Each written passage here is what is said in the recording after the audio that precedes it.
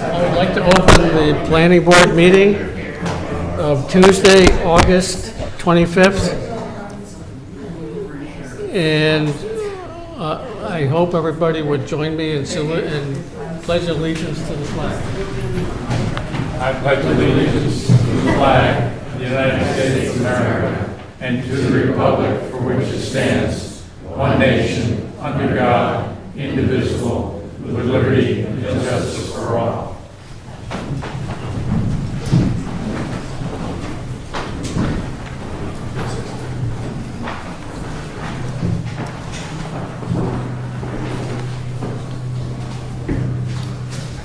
We're going to wait just a few minutes for the assistant planner to return. But the key action items we're going to be starting with are basically A&Rs and releases of consultant review fees. I'm sure you're all here for that. So the public hearing for Old Harbor Road will probably be starting around 6:15, and it may be a little bit later depending on these A&Rs.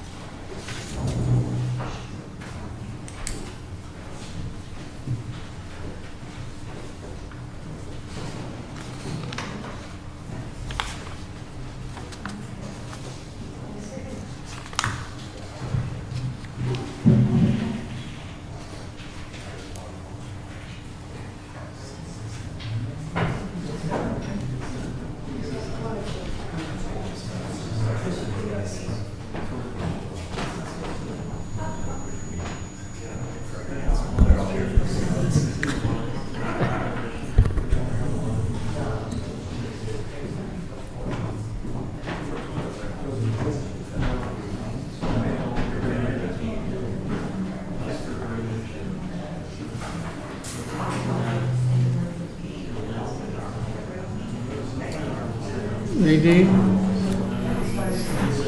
my copy of this on the iPad just scrolls up and down. Doesn't it usually? Maybe you can fix it?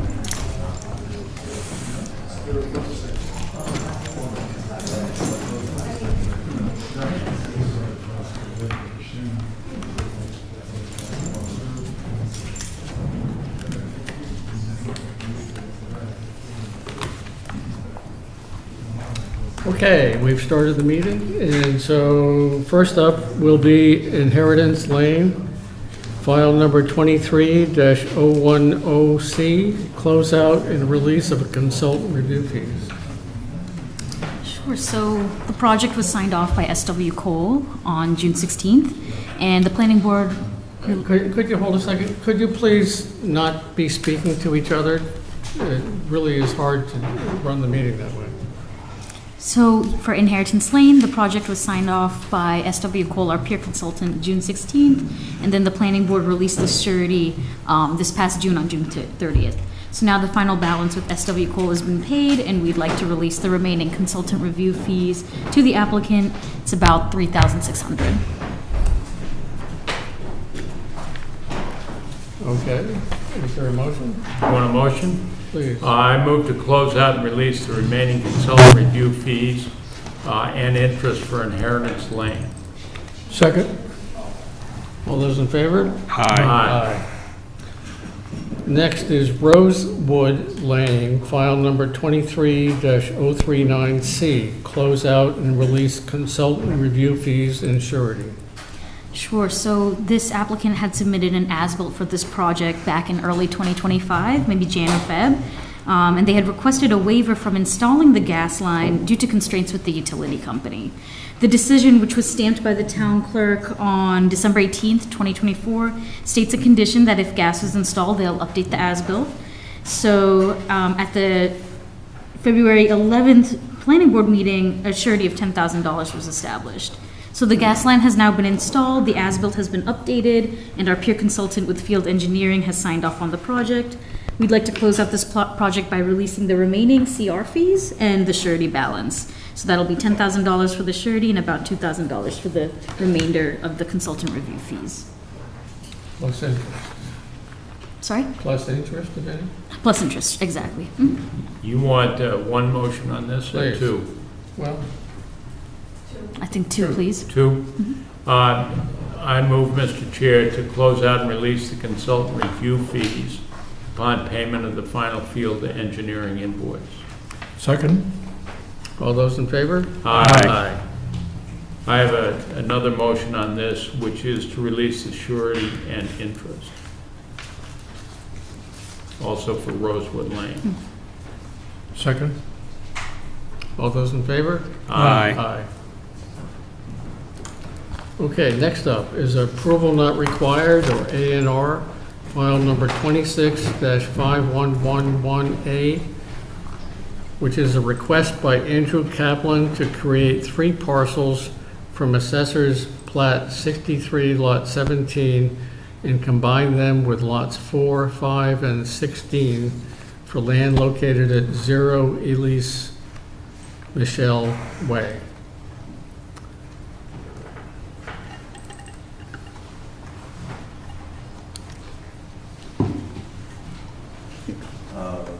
Good evening, Sean Leach, Northeast Engineers, representing Andrew and Peter Kaplan.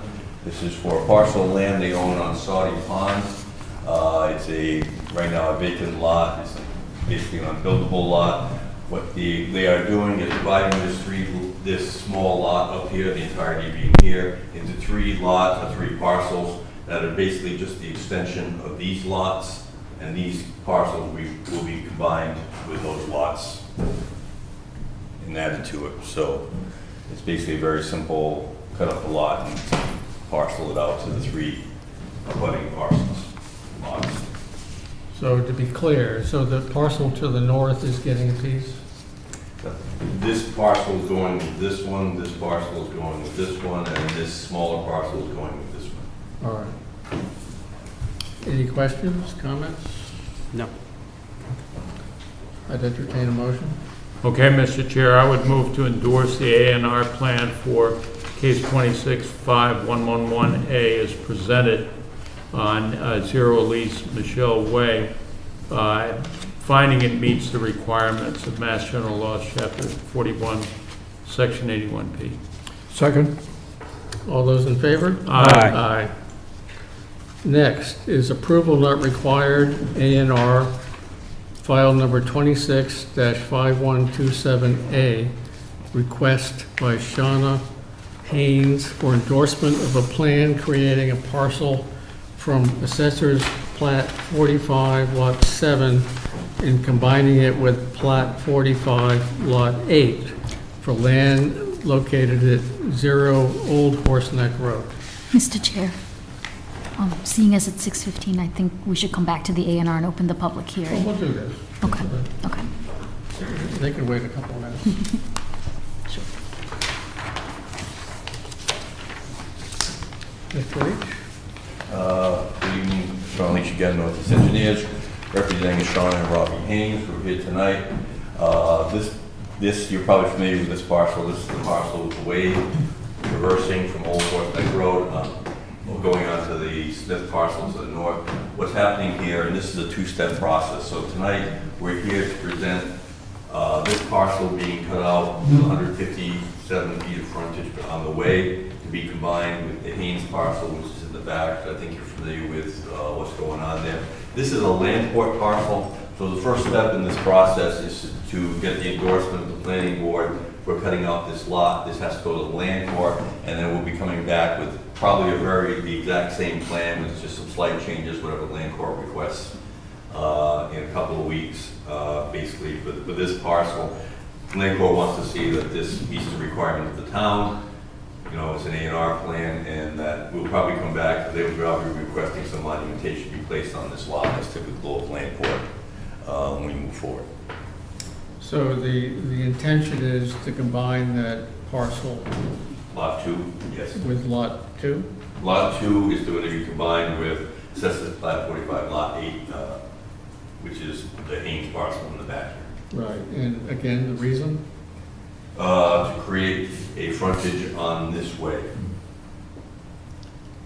This is solving that driveway problem that we couldn't grant. Right, we've maintained the 50-foot width coming onto the parcel as required by zoning, and this has 150 feet plus another 50 feet over here.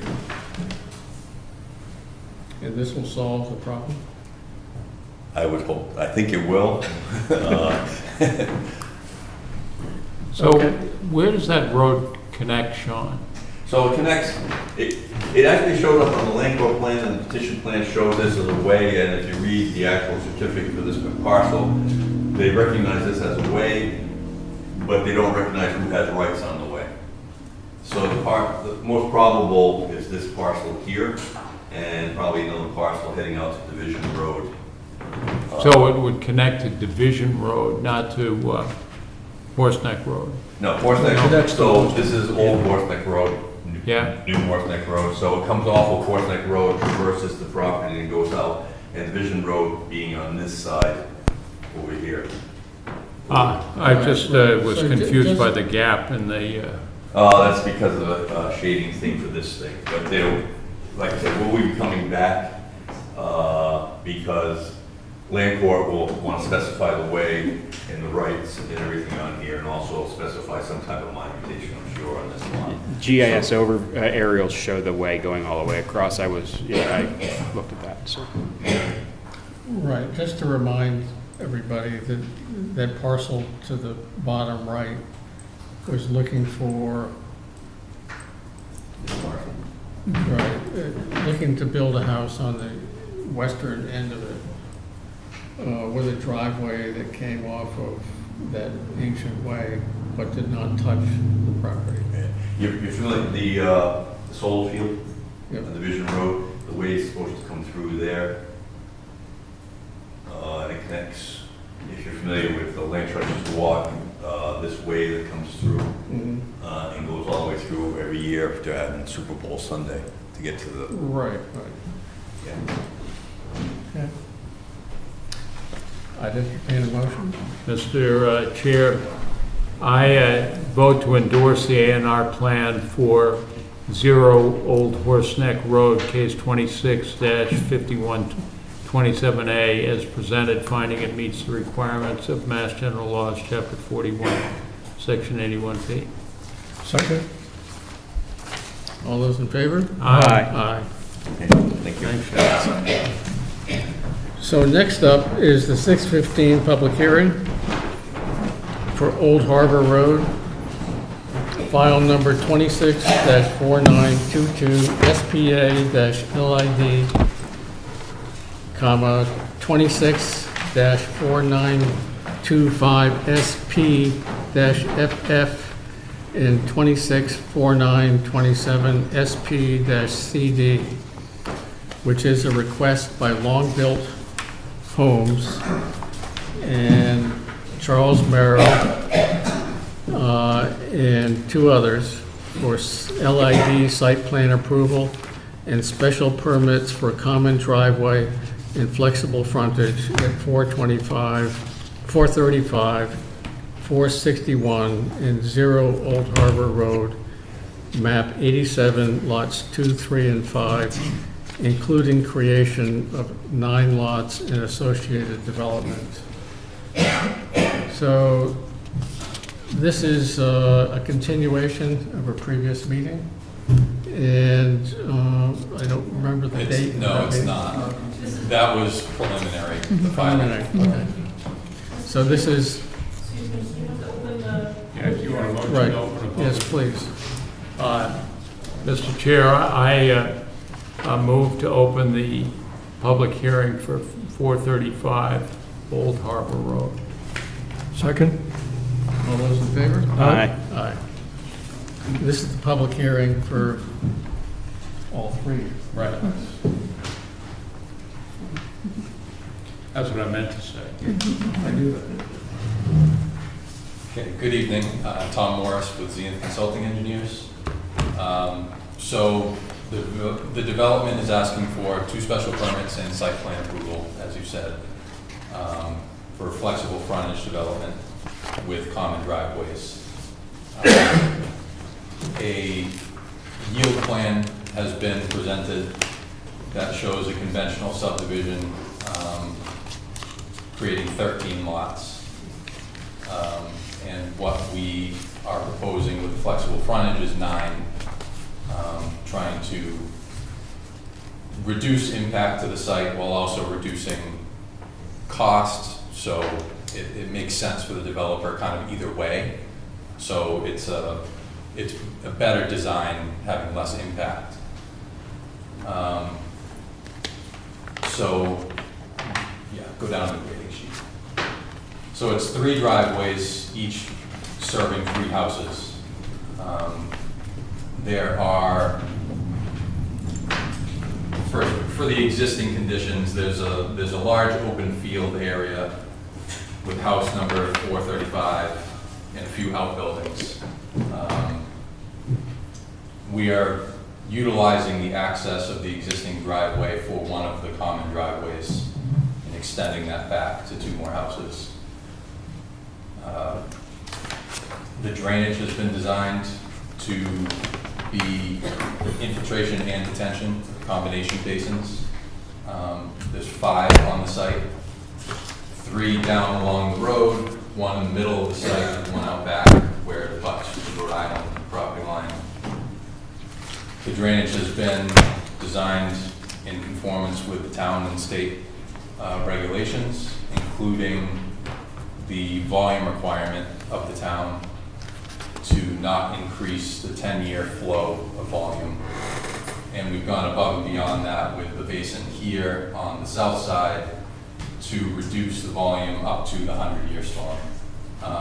And that was done, I think I presented this during the preliminary, because when we looked at the existing culverts, which are the design points for the outfalls, it heads right in the direction of an existing garage of one of the abutters across the street. So we wanted to reduce that as much as possible, even beyond what's required. And then it also meets the town's requirement of 80% rate reduction in the larger storms, 25 and 100-year storms, in all design points. One thing that came up in I think it was just the town's comments, was that the existing culverts were being used as drainage mitigation. I just want to clarify that they're not being used to mitigate any stormwater. They are points of reference in the design, where we're saying we have 10 cubic feet per second of rainfall runoff going to it in the existing state. And then we're using that point of the culvert to make sure that we're reducing flow going to it. So they'll be less inundated because there are existing drainage issues there now. So it should help with the function. We're also proposing along with it to clean, repair, replace as necessary, because a couple of the culverts there are in rough shape, partially buried, broken. So we'd like to clean those up as part of it. Obviously that'll be working with DPW to kind of do it how they want it. We've received the first review from MDL along with the staff findings. It's lengthy, but the key issues are not very numerous, I would put it that way. There's a handful I'd like to discuss, but I'd like to hear if you have any questions first. I have plenty. I don't know if you're ready for questions or? Of course, yeah. Okay. So, the applicant has been signed by Charles Merrill and by Rebecca Smith, I think that's her name, as trustee of both other trusts that own these two parcels. And the planners tell me that they can't find any reference to Rebecca Smith at the Registry of Deeds as one of the owners or the trustee of one of those trusts, the nominee trusts that own these other two parcels. And secondly, one of we've been informed by the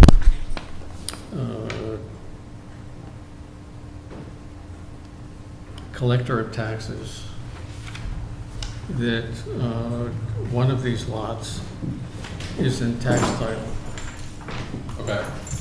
So technically, the trust doesn't own it at the moment. So the town does. And I don't think the town is a signature to the application. The town owns it, or nothing, is it just a lien, or does the town own it? The document says, this land is taken because taxes as defined in Chapter 60, Section 43, assessed on the property of Lynn Folan, trustee, Tour Behavior Nominee Trust, 435 Old Harbor Road, were not paid within 14 days after demand for payment was made upon Lynn Folan, trustee. After notice of intention to take the land was given as required by law, they remain unpaid along with interest and incidental expenses and costs to the date of taking as follows. It gives the amounts. So Yep. I'm not a lawyer. I don't know what that means, but it's a problem. So Do you know anything about this? I don't. Okay. Lee Castaneda, representing Montville Homes. A tax taking isn't transferring title to the town. The town doesn't own the property. The tax taking can be removed by the payment of taxes and the amounts owed. In order for you to own the property, you have to auction the property. It's not, doesn't happen through a tax taking, procedural tax taking. it takes a while. Yeah. So, but anyway, that's one of the issues. The other is, we have no idea if the correct trustee have signed the application for these two lots. And I'll speak on that issue too. She has been appointed, an accepted appointment, and they neglected to record those documents. I'll provide those documents to you. They're supposed to be recorded. They were supposed to be recorded today. I didn't get the recorded documents today, but I'll provide those to the town planner. so, and also because it's both of them are nominee trusts. Right. It doesn't mean that new trustee has the ability to sign for this. I mean, to commit the lot to be part of this decision. And I think it was suggested that the beneficiaries have to sign that she It depends has- on what the trust gives her for powers. Right. But So it's a we have to nominee, look at that. both of them are nominee trusts unless that's changed. I'm not sure. We'll investigate that. Okay.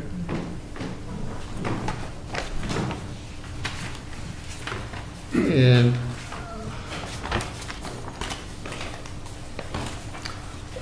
what I'd like to do, I mean, not just look at this picture, is go over the bylaw and you tell me how you comply. So the design standards or retain existing roads and laneways. And we know from previous information that there's a farm road that goes through here. Yep. And so the project shall retain, reuse, and/or enhance existing farm roads and laneways rather than construct new roads or driveways in order to minimize clearing and disruption of the landscape, and shall take advantage of the existing lanes and shall foster the use of low-impact development techniques and shall minimize loss of significant large trees or, I'm sorry. Sorry about that. All right, it'll self-destruct in 10 seconds.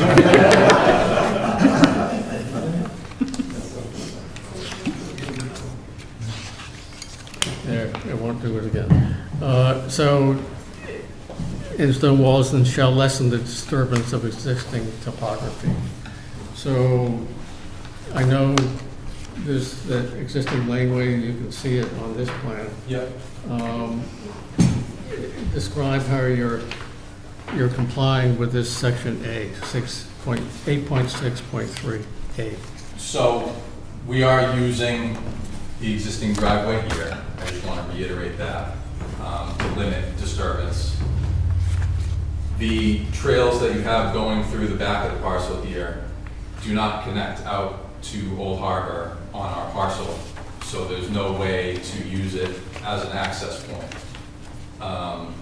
And it doesn't begin until you get up to the crest of the hill. So the majority of where we're proposing the driveway is completely outside of anywhere that could be reused. And just where they're located, it's not really feasible to, unless we completely change the roads, to clear out more area and kind of cluster the houses together. It'd be a very strange setup. It's not really feasible to use these lanes for the driveways. It also talks about preserving them and the right to use them by whoever has the right to use them. So with your layout of where the houses are, I believe at least one or two of the houses are planted right on top of this. Is that true? Yeah, we go to them. Lee Cassidy again for One Built Homes. Yeah, nobody actually has any right to use those. Anybody using those laneways at this point would be a trespasser. We've examined the title, there's nothing on record that gives anybody the right to use that property for those purposes. Okay, so B, reduce potential number of driveways. So we've done that by doing the common driveways, and we would put more houses, like we could do the 6 houses on one driveway, but the common driveway bylaw says only 3 houses on one driveway. So we've reduced it as much as we can. Right, the intention is to reduce the number of curb cuts on the public road, and this is 3 versus the 2 for a subdivision, correct? Correct. And if, I guess, I don't know if you have the power or you'd be willing to make it, I don't know if it'd be a waiver or variance for the common driveway. It is potential that we could have these 2 come together, but then it would be against what's written in the bylaw that it serves a maximum of 3. I don't think we have the power to do that, nor I don't think I would have the intention to do that. It would become a subdivision road as opposed to a driveway. Right. So that's why we reduced it as much as we can. Good. C, preserve stone walls and edge of field vegetation. The project shall preserve existing stone walls and edge of field vegetation as these traditional landscape features define open space edges in a natural way and maintain corridors useful for wildlife. Using these features as property lines may also be appropriate to establish lot line boundaries if this does not require constructing buildings in otherwise sensitive locations. So So we reduced impact to stone walls as much as possible.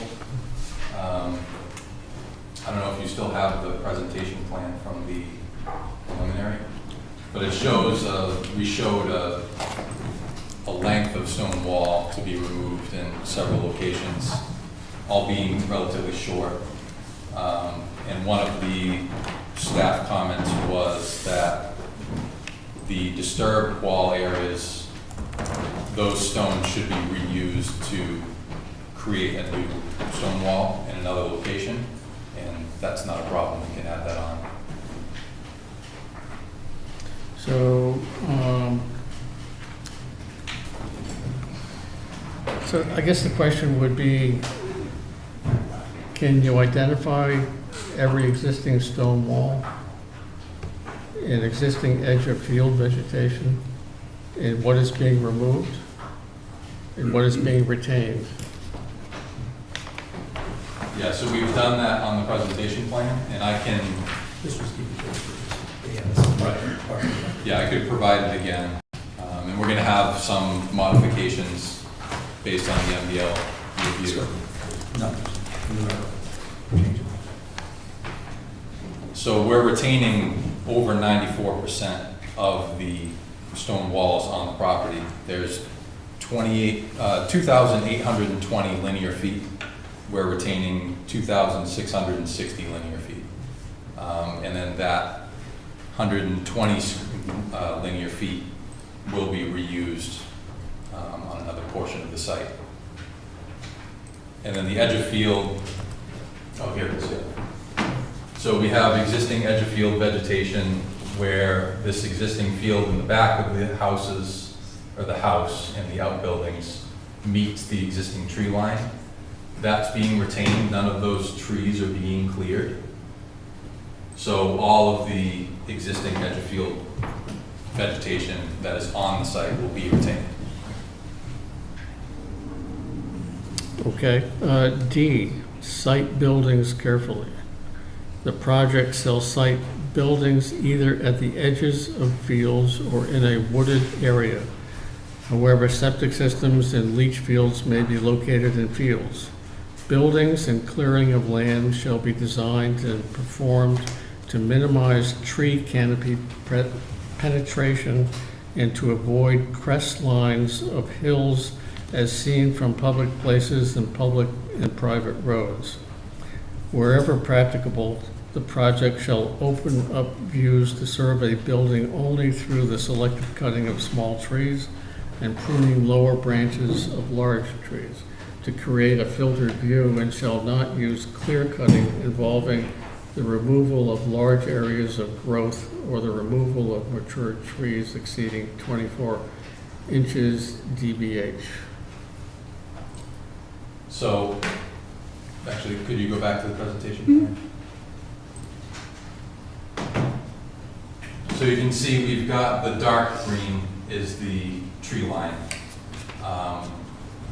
We're trying to clear only out around the houses, and some of these areas are a little bit bigger just from where the drainage is going.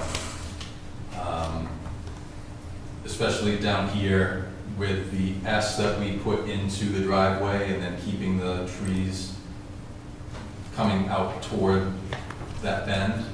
We're trying to screen from the road. And then again, we have another staff comment about landscaping that's required. We can certainly add that in. I kind of wanted to talk with you about what type of vegetation we'd like to see. But along the road where the basins are being put in, we'll propose a row of plantings to help screen the basin from the road as well. Okay, but I'd like to particularly direct your attention to buildings and clearing of land shall be designed and performed to minimize tree canopy penetration and to avoid crest lines of hills as seen from public spaces. So many of the houses on the west side are at the crest of the hill. Yeah, So how does that comply? So we are putting this house is going where the existing house is going. And these two houses are kind of being put back as far as we can.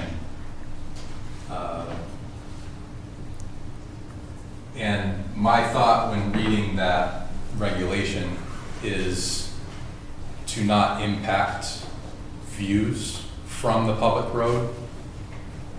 And here, that the crest of the hill is 20 feet above, minimum of 20 feet above the road, and then drops back down. So there's no view from the road that is being blocked,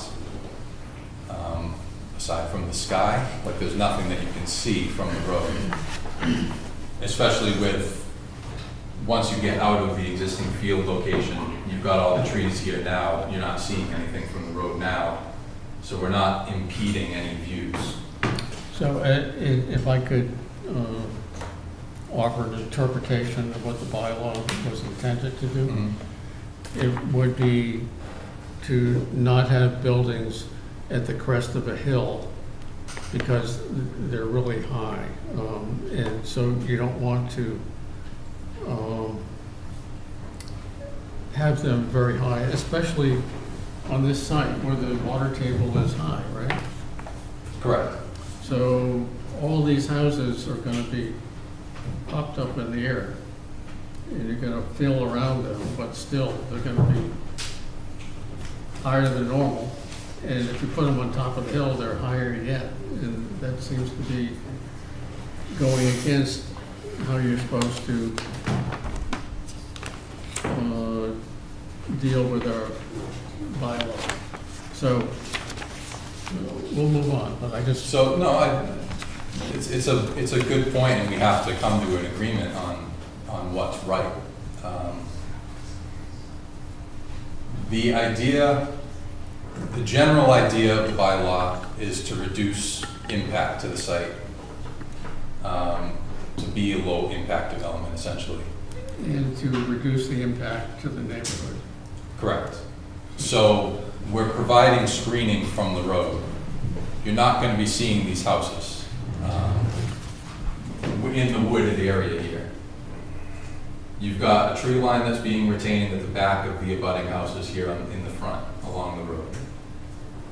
Like I said, we have the S here with the tree line to remain. You're not going to be seeing those houses. The sight line that you have down from the road, any tree with any height is going to block, even if the house is way up high on the hill, it's going to block your view. The house isn't going to be up above those trees from your sight line.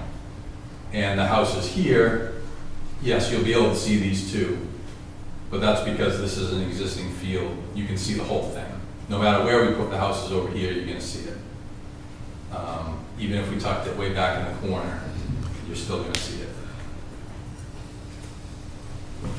Okay, we'll move on. So E, used existing vegetation and topography to buffer and screen new buildings. The project shall design and locate building envelopes in relation to the road or driveway in a manner historically or visually appropriate to the neighborhood. The project shall use vegetation as a backdrop to reduce reconstruction, maintenance, or snow removal on any common lot. No, I'm sorry. The prominence of the structure. If vegetative buffers are used, a minimum depth of 50 feet of mixed indigenous ground covers, shrubs, and trees shall be provided. The principal structure and any accessory structures shall be grouped on each lot in a cluster, or they shall be placed behind tree lines or knolls rather than spreading them out across the open landscape in a sprawl pattern. So it's basically the same thing I just told you about, the screening that we're providing, trying to keep them out of view, reduce impact to the trees. And again, here you have no vegetation there.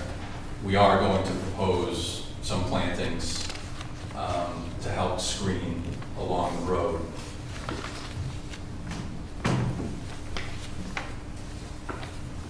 F, minimize clearing of vegetation. The project shall be designed so as to minimize clearing of vegetation, particularly at the edge of the road that provides access, or any other adjacent road, and clearing shall be limited only to as much clearing as is necessary to create a driveway entrance with adequate site distance and width to safely accommodate residential and emergency vehicles.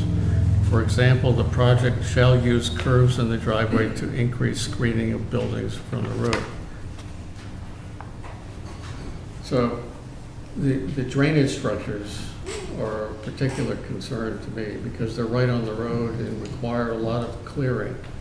And there's nothing, so there is no alternative to having the basins where they are up along the road because that is the low point.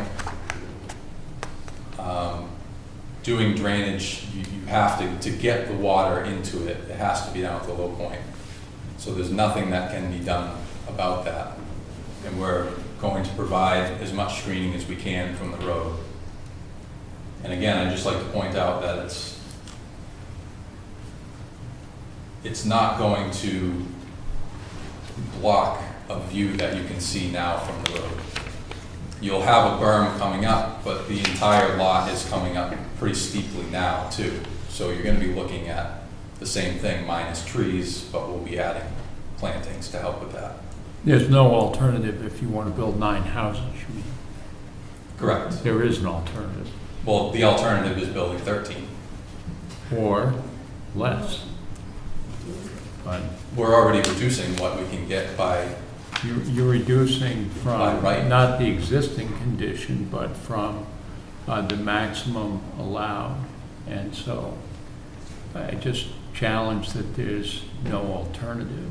I think there are alternatives. well, any number of houses that go in there, there will be basins along the road. They will be smaller, yes, but they will be where we're proposing them, no matter what. No matter what development goes in there, the basins will be where they are. It's just, that's just the way the topography works out on the site.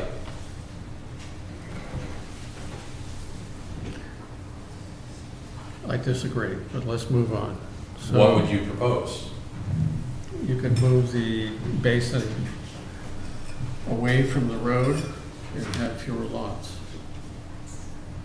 Fewer lots doesn't impact where they're located, but if I move them away from the road, sure, possibility, physically. But then we're not going to be able to collect the runoff. It's all gonna go out to the road, which is not allowed. Well, So under regulations from state and town, we So do if- have to put them there. I disagree. I think that if you left that wooded, had less lots, and have the drainage for whatever development you're doing, removed from the road, and kept it trees, I don't see why that's not an option. Anything you put in, if you clear trees at all, say we put the tiniest house we possibly could and have one single driveway coming up. The second you clear those trees and put any impervious area, you have to collect it, or else you're not gonna meet drainage requirements. You can collect it before the trees.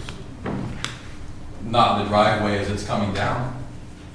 You have to collect this So I driveway. don't think a little driveway is gonna cause you to have such a huge retention basin. So, anyway, I would refer to other people who might know more about that, but I don't take at face value, you're saying that they have to be there, and they have to be the size they are, and they require the clear cutting of trees to do so. So the size can be reduced if the town bylaws are waived for the volume control. We're not asking for that, but it is possible. Reducing, collecting the volume, I could lower the elevation of the basin and reduce the size. But that would be a waiver required, which you have not wanted to grant on previous projects. And I don't know if it makes sense in this case where you have existing drainage issues to waive the volume control anyway. I think the volume control is really determined by where the water's going after it leaves your site. And if it's going into the town right away, I don't see how we would waive that. Right, yeah, I don't think it's a good idea to waive it. I'm just saying that's the only way that they could be reduced. They're the size they are because of that town regulation to control volume. If it were just a state requirement, they could be smaller, they could be lower. But it's just not the way it is for this town, for this site. I don't think it makes sense. And to just to go back to F a minute, the clearing of vegetation. Mm-hmm. The bylaw references shall. It doesn't give us many opportunities. I think we could change it if we wanted to, but it's a requirement, not a suggestion. So let's go on to G.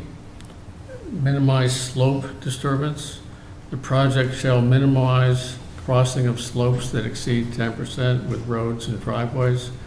If necessary to build on a slope, the project shall take advantage of the topography by building multi-level structures with entrances on more than one level, walkout basements, etc., garages under buildings, rather than grading the entire site flat and by using the flattest portions of the site for parking areas. So I don't know what your sites, what you show on that plan is very steep.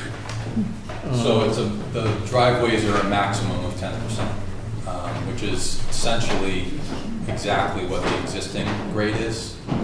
We're holding very closely with the driveways to the existing grade of the site. Like you've already noted, the houses have to be up higher because of groundwater. And if there were sewer available here, they could be lower by eliminating basements and putting them on slabs. But because it's septic, regardless of if it's a slab or a basement, the house has to be where it is to get into a gravity-fed septic. So are you offering to bring sewer down this far?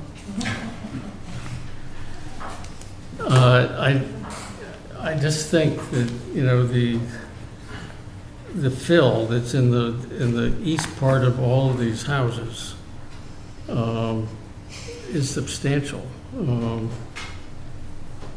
And to create these driveways and these house sites, do you have any idea how much fill you're going to have to bring in?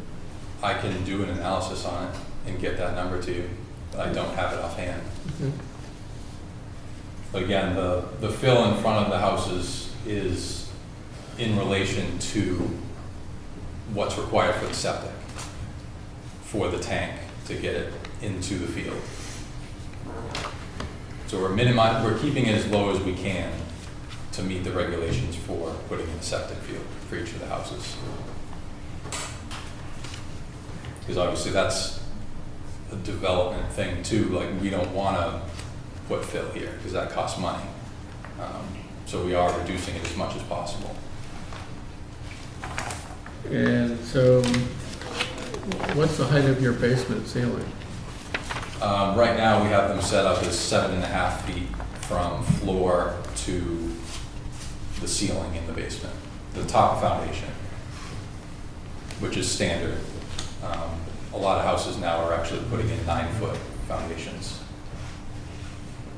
I've seen them 12 feet, which Yeah. is insane. But so KH, the project shall site buildings and develop other areas so as not to block trails or paths traditionally used as access to backland or that are established wildlife corridors. This provision shall not be construed to create any access rights. So you've already said that the existing trail through the woods, who some abutters to the west have been using forever, are not an official easement. Do they have the right to still use them? I don't know. We have a lot of documents that seem to imply that.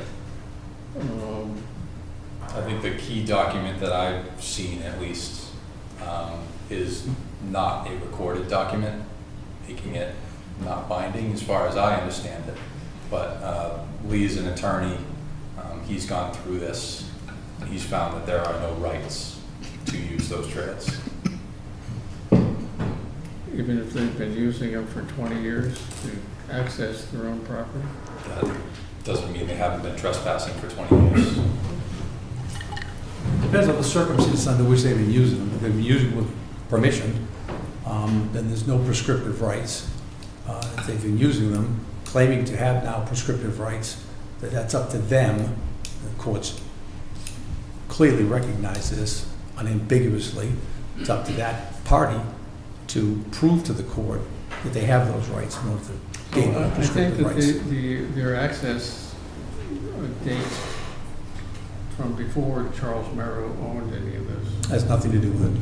No, but I mean, I think they probably got permission from Reverend Lawrence, who owned it previously, and let them use it. They very well may have, but he didn't give them legal rights. He gave them permission, Right. a temporary use, a license. That's it. Okay.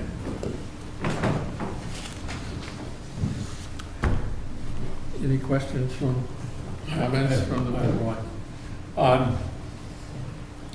There was reference the chairman made on clearance.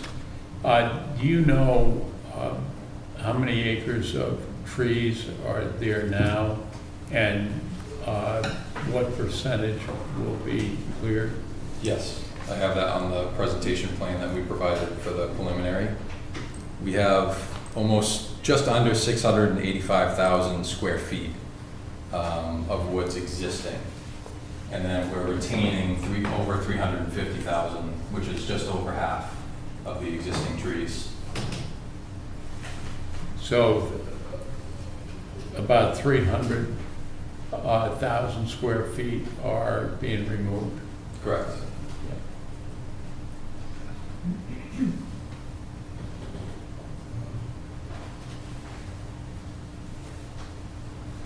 That's my question. A lot of trees, thanks.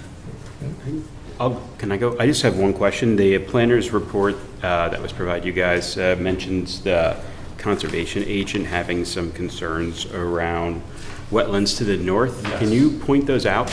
Could you go to any one of our plans?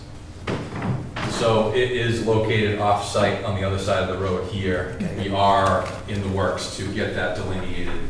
And looking at it preliminarily, the 50-foot buffer would basically come right up to the right-of-way line here, and the 100-foot does come out and cover some of this basin.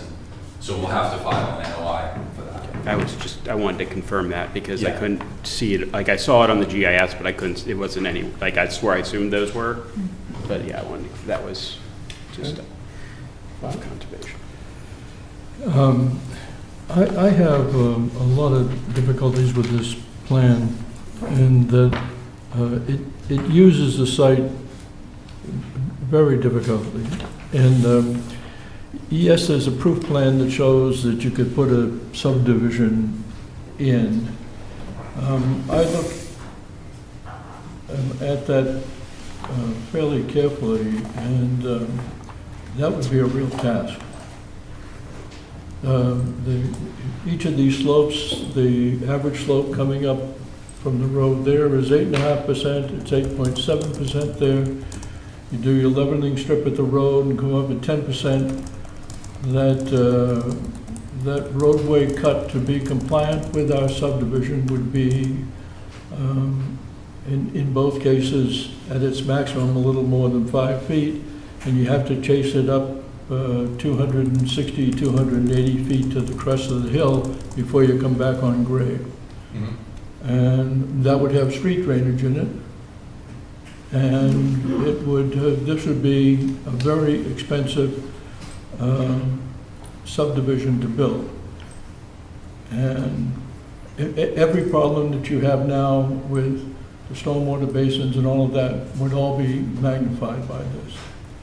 Now, you put in a proof plan, then you produce this plan that creates 9 lots. Now, this plan requires a special permit, and I know, you know, this idea that we have regulations that require volume reductions and heightened stormwater controls from the state regulations. And the reason we do that is the town has no infrastructure. It's all well for you to say, if you were sewers, we wouldn't have to do this. If we had water, we wouldn't have to do this. If we had drainage, we wouldn't have to do that. The town, in its large measure, is a very rural community. Right, and I understand, and that's why I said in the same breath that I don't think it makes sense to ask for a waiver on those. Right. So I think they make sense for this development. So we look at these, the reason we have these regulations is we have the character of the town, which is highly valued, that we want to preserve, and then we have our obligations to plan for growth and make sure that it fits with the infrastructure that we have. And when I looked at the presentation plan, there's some things that in the stormwater basins, you show the clearing line inside the basin. So if you look at your calculations, your flooding areas if this plan here, you'll see that the tree line is right up against the dike that you built. But if you were to capture the water in that, you'd actually be flooding inside that tree line. And that happens behind the 2 existing houses, it happens in the big one, it happens in a little basin down there, that you show the grading. But essentially, you have this very steep hill coming down, you build a dike on this end, and then catch the water in that area. The plain fact of the matter is, when you go to build that, they're going to tear those trees out and create that basin. I mean, if we look at saltwater basins everywhere around this town, the forest isn't retained inside those basins. So, you know, it's one thing to show that you could do that,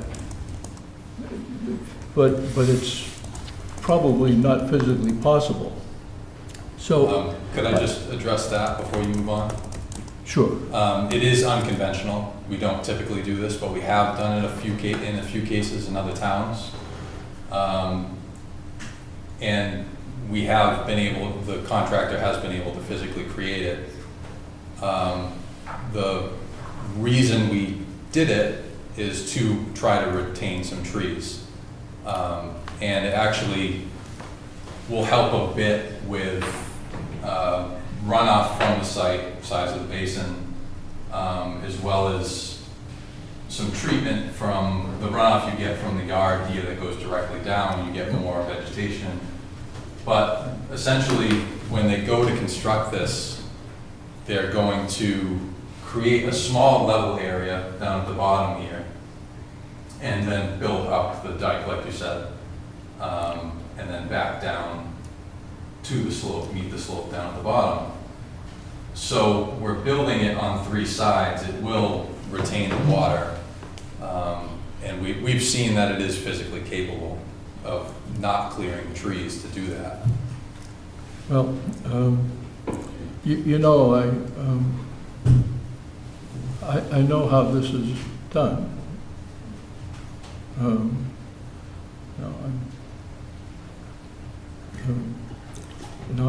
I've seen a lot of stuff built. Mm-hmm. So, and it's one thing to draw it, it's another thing to build it. And it's our job to make sure that we take whatever precautions we can. Now, in looking at the drainage structures, the big basin down at the that corner, it has no pipe in it. Its discharge is only controlled by the overflow weir, and then down rock face.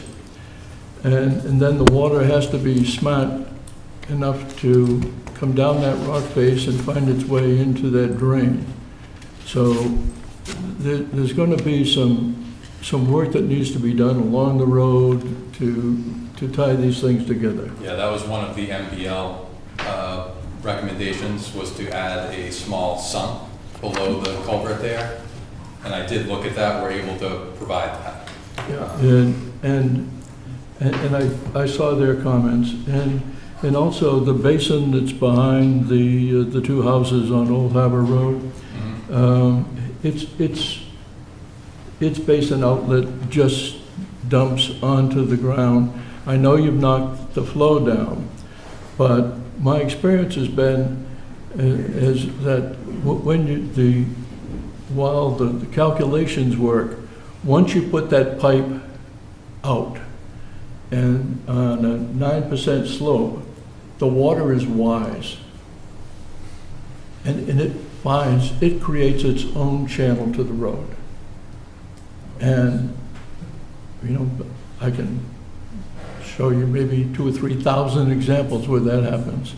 So the idea of capturing these, theoretically knocking the peak down, and then discharging it onto a very steep slope is a dangerous idea and not likely to work well.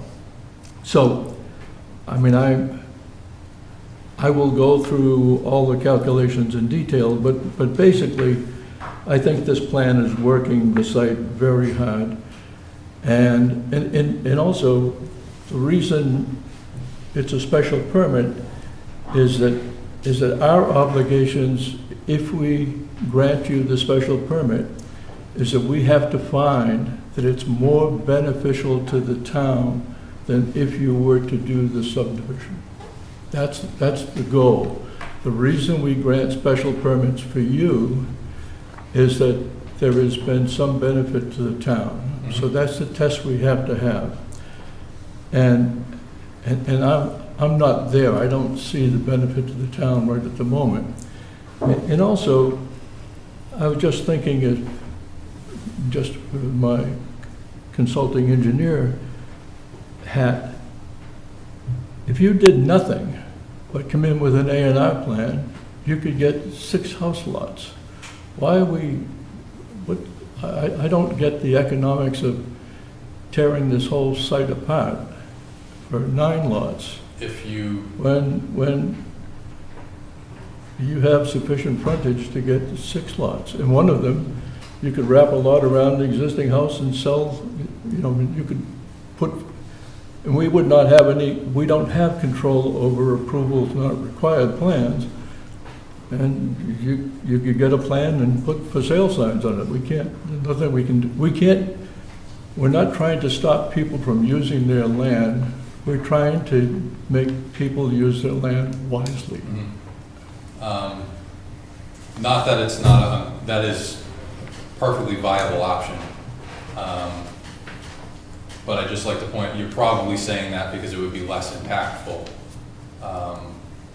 Good, if you combine that with common driveways, you could have one the existing driveway, you could use that, and you could do another common driveway over there, and next thing you know, you only got 2 curb cuts in the whole street. Drainage will still be required to meet. Really? Yes. Yeah. Once you, Well, so really? it's not the way it's always been enforced, but it's the way DEP is enforcing it now. Form A's count. If you break 4 lots, if you go up to 5, you still have to meet full state stormwater. Well, we couldn't enforce it. The Board of Health would still enforce it. You have the local. Yeah, it isn't a get out of ticket. It isn't a get out of jail free card. you've got to capture the rainwater, you've got to do all those kinds of things, but everybody does that. Right, I'm just saying you'll have similar impact, you'll have the basins along the road like we're proposing now. You'll have significantly reduced impacts. If this were 6, whatever this is, 4 acre lots or something. And it would still be a special permit doing the common driveways as well. So you'd rather have 6 driveways than 3? And that much more paved surface? That much more runoff?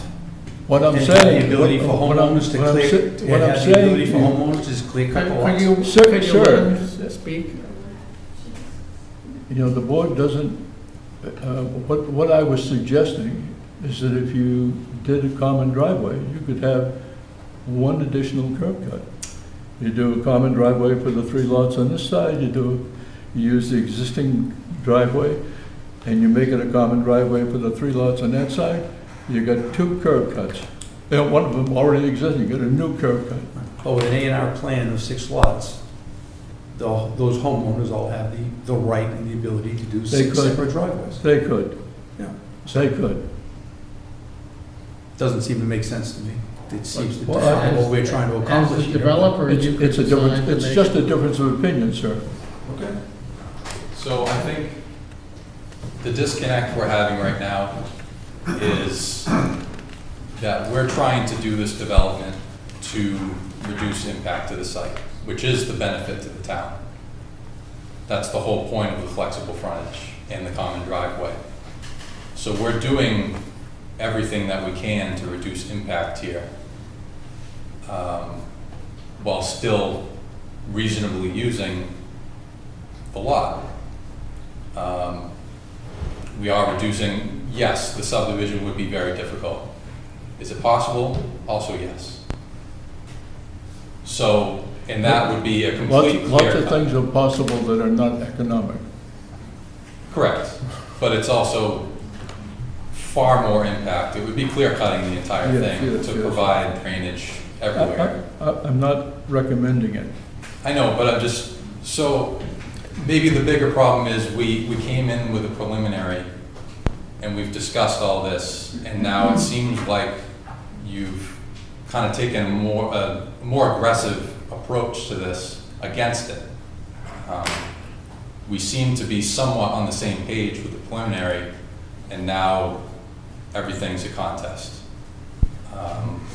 And it's not what we want. We're trying to do the right thing. Well, I don't see how we I don't reduce know if I was impacts. ever on the same page, but you're entitled to your impression of the board. The concerns that are being brought up tonight were not brought up, at least in the same regard that they are tonight.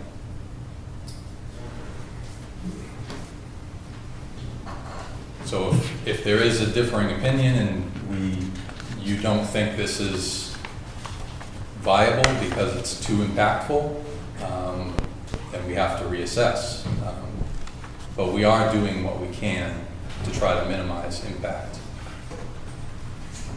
So when you say minimize impact, you show us the plan with 13 lots and say we could do this, and what we're proposing is less impact than the 13 lots.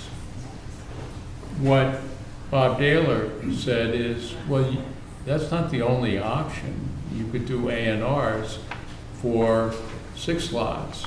And then you're talking about your proposal has more impact. So you're setting a benchmark of what you can do is 13 lots and then saying, that's what we can do and we're less bad than that. That's essentially what the bylaw is created for. It says to create No, this you're new using the plan. bylaw very well. This is what all of these in every town, these cluster subdivisions, everything like that, open space, Should be a public comment. they are, you create your yield plan, that's the number of lots you can get. In this case, we're less. We have no problem with that because we have reduced infrastructure. So it's an offset for us that pretty much equals out, give or take. But it's a reduction in impact on the site by reducing clearing, reducing runoff that goes to these basins, the size of the basins. And if that's not something that we can agree on, then there's really nowhere to go with this, aside from doing a new development. Okay, so if there's no more from the board, I'm going to open it up to the public. So the deal is you're talking to us and to me and not to him. If you're not asking questions of him, you're asking them through the chair. And I want to limit it to 5 minutes each. And please don't repeat everything somebody else said. So if anybody else would like to come.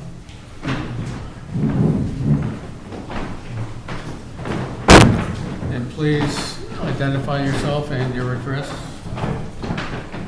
Hi, Paul and Karen Long, 453 Old Harbor Road.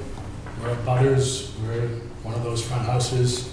So before I get into my talking points, what Robert brought up about water potentially coming down into our land is one of our major concerns. We're not opposed to building and having new neighbors. We're new to Westport. We've been here for a year. So we welcome it, but I just want to make sure it's done right. And some of the points that we have are, the flexible frontage that you talk about. Just make sure we know it's discretionary. It's a special permit. And so it does not have to be done for 9 lots. When the 13 lots came up, this is the first time I saw the potential 13 subdivision. That really scared me. 9 is also a lot. By having all of the discretionary frontage, also, that was made to have larger lots. That was made to have large lots. What this is doing, and we look at the lot size of the 8 or 9 areas, seem to be right on the edge to squeeze anything you can into the area that they have. And also, I think it's within surveying error that you'd have to go look at that. So I just make sure you want to look at that. The last point, is the common driveways. I think this is supposed to be capped at 500 feet with a 10% grade with 3% at the beginning. We live up on a hill. It seems to be a pretty steep grade. So to go with the houses behind us, I think also would maybe over that 10% grade. Just wanted to make sure you check all that. Appreciate what you're doing. We welcome neighbors, but we just want to make sure it's done right. Okay, thank you very much. My husband took part of what I was going to say, but having been in one of the 2 homes on that part of Old Harbor Road, the grade, the difficulty we have getting out of our driveway can be pretty treacherous, especially in the summer months when the road gets very crowded. Our neighbors, the Kims, who are here, they have a mirror. We are also going to get a mirror. So 9 homes could potentially mean 18 cars coming in and out of that very short stretch of road that is very windy, very narrow, no shoulder. Bikers, motorcyclists, people are coming up from the beach area, going very fast down the road. I've had a couple of near misses just going to get my mail. So I can't imagine that number of cars navigating that stretch of road, that very short stretch of road. Having said that, like my husband, I welcome new neighbors, but I wasn't as concerned about the water before I got here, but I'm very concerned about our property and the impact that it's our backyard. Will our backyard become a lake? I don't know. Thank you. Thank you. Next.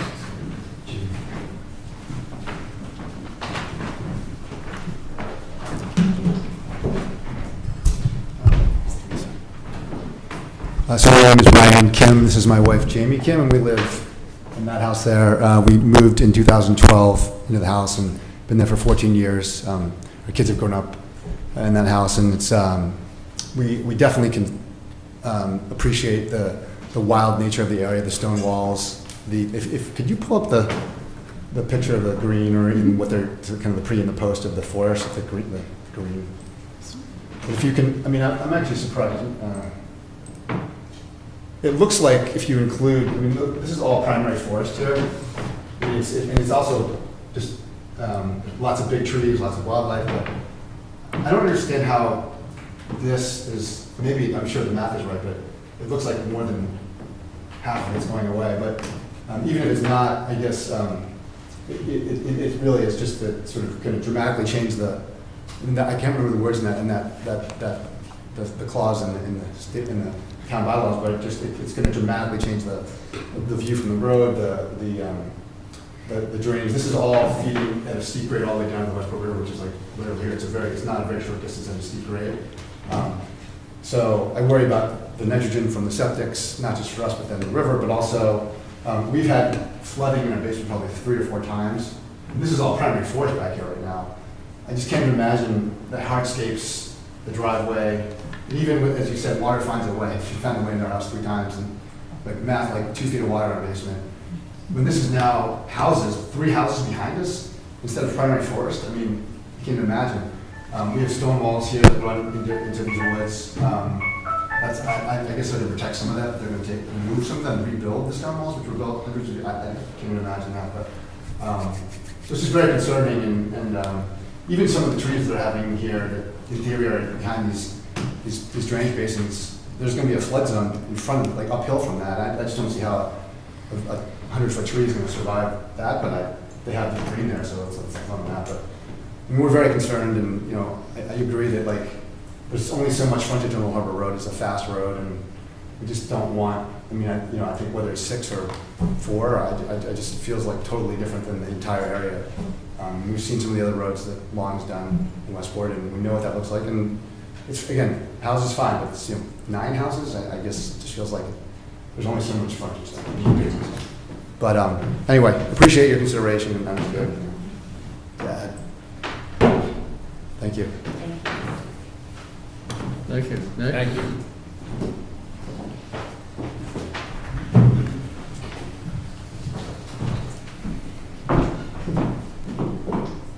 Thank you, Mr. Chair and members of the board. My name is Rose White. I'm the abutter to the north of the property, the direct abutter. So I'm the owner of 415 Old Harbor Road. Right there. And I wrote down my comments. I'm going to read them just to, and I'll try to be quick. I am just learning about this proposed project after getting a notice from the town, so I've not had a lot of time to review and understand the proposed plan. I have not heard directly from the developer or owner about the plan, so I'm doing my best to interpret what has been filed with the town. I understand and support the goal to create new housing and would welcome new neighbors at the property because it's sat vacant for a number of years. Reviewing the plan, it appears that many of the new houses, including the 2 houses that are proposed adjacent to my property, would be built at levels that are higher than the current grades. The house proposed closest to my property, which is that one, it's about 150 feet from my home, is designed to be built on top of a steep new berm rising up from the property line. Which will be a significant change to the site. In addition to the overall height of the buildings, I'm concerned about drainage and other impacts from this proposed grade change. And also to the impact, the visual impact of having a building that it's basically about 50, the top of it would be about 50 feet higher than the current grade. I would ask that the proposed building elevations be shared with the abutters and with the planning board, and that the new buildings be built at the current grade and that the grading of each house site not be built up. I would also ask that the new homes be built with basements below the current grade to minimize the height of the new buildings and mitigate the impact on abutters and the street. And I agree with the staff concern noted about changes to the grade of the ridge. I am also concerned and have questions about the impact of the building of a berm along Old Harbor Road and how changing the grade adjacent to my property will affect the drainage and flooding on my property. I agree with the concerns of the conservation agent about impact on the wetlands and drainage, as this is an issue on the northern end of the site. The area close to the road often fills with water. If that is built up, I am concerned that water may instead pool on my property, where it's so much lower than the site. I would ask that the planning board consider having a peer review of the engineering plan. Finally, I would also ask that the developer host a meeting with neighbors and abutters to review their plans and hear comments and answer questions before any action is taken by the planning board. This plan would bring significant change to this section of Old Harbor Road. The site is surrounded by conservation land in Westport and Little Compton. I urge the planning board to carefully consider how this site will be built to ensure that it is developed in a way that both creates needed new homes while minimizing impact on residential abutters and ensuring there is no adverse impact to the conservation lands that abut much of the site. I strongly support the creation of new housing here and would ask that the planning board continue this hearing to allow time for the developer to listen and respond to questions and concerns noted by staff, community members, and others before any approval is granted. Thank you very much, and I'll leave a copy of this for you. Okay, to answer one of your comments, this is being submitted to a consulting engineer. Oh, wonderful, okay.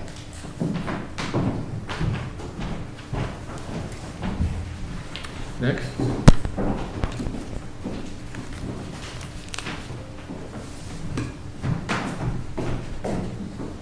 I'm Josie Woolham. I live across the street at 460 Old Harbor Road, and I've been there since the fall of 1978. And in the 40-some years I've been there, I've never had a drainage problem, never had water in my basement.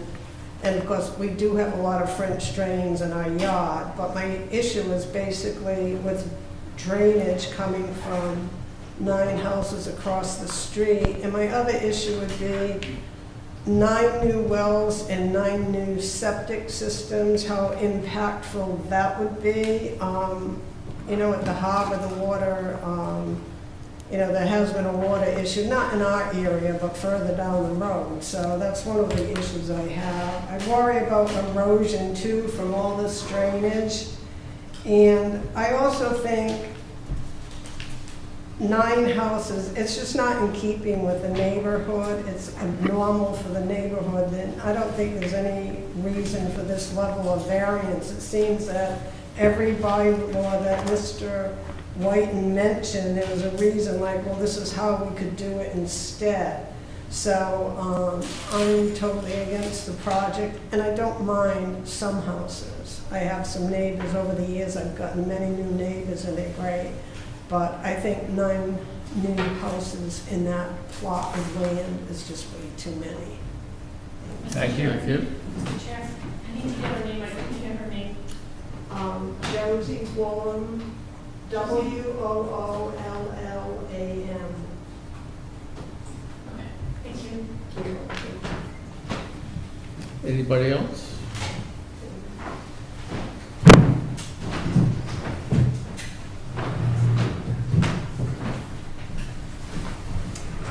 Yes, Tim Rennie, resident of 303 Old Harbor, for the last 5 years, but long-term with this property.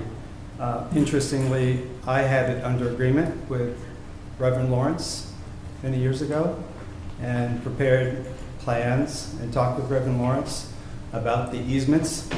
And I have a totally different opinion of that easement that cuts through the property, because it did go to Old Harbor Road.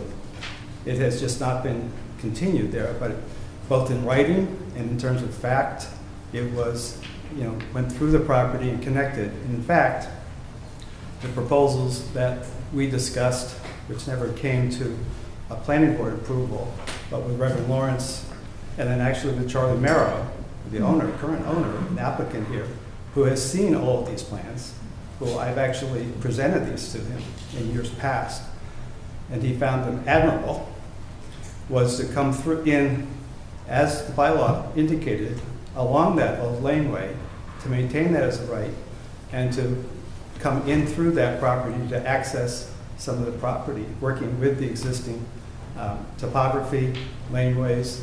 So, and that we had a totally different opinion, legal opinion, regarding that easement and the rights. We did not consider it abandoned at all. We were looking to work with that. So I would question their legal opinion that that is a hard and fast rule, where currently a couple houses are.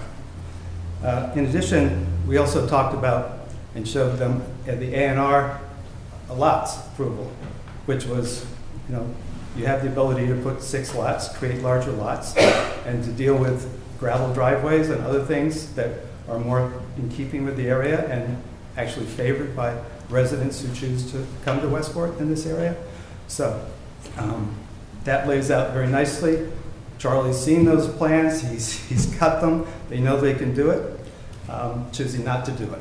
I'd say, I would note that, you know, I don't know all the motivations for Charlie to pursue this level of development and almost to threaten, as far as I'm concerned, a 13-lot subdivision, you know, that would tear apart that whole area.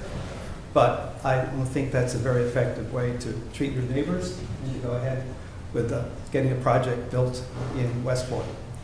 There's also the issue of perks and water, wells, and how that's going to be impacted. And I would say, I don't know whether they plan to, on these 13 lots or 9 lots, to basically, are they going to sell those lots perked with wells drilled and knowing their water rates?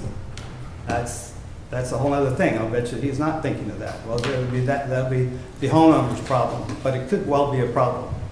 And perks were something that both Reverend Lawrence didn't want to give. In fact, I had asked for the time of just 3 perks, and that was basically refused. So, and I know Louisa Durfee got involved in the Nature Conservancy about this piece of land being very integral to the character of the area as well. And I would hate to see that exploited here and to give into you know, legal opinions that I think are questionable. And you know, so be it. They want to play hardball and do 13-lot development. Good luck, guys. It's not economical and certainly not in keeping with this area. So I hope Charlie in particular, wises up and considers being a good neighbor. Thank you. Thank you. Yes, sir.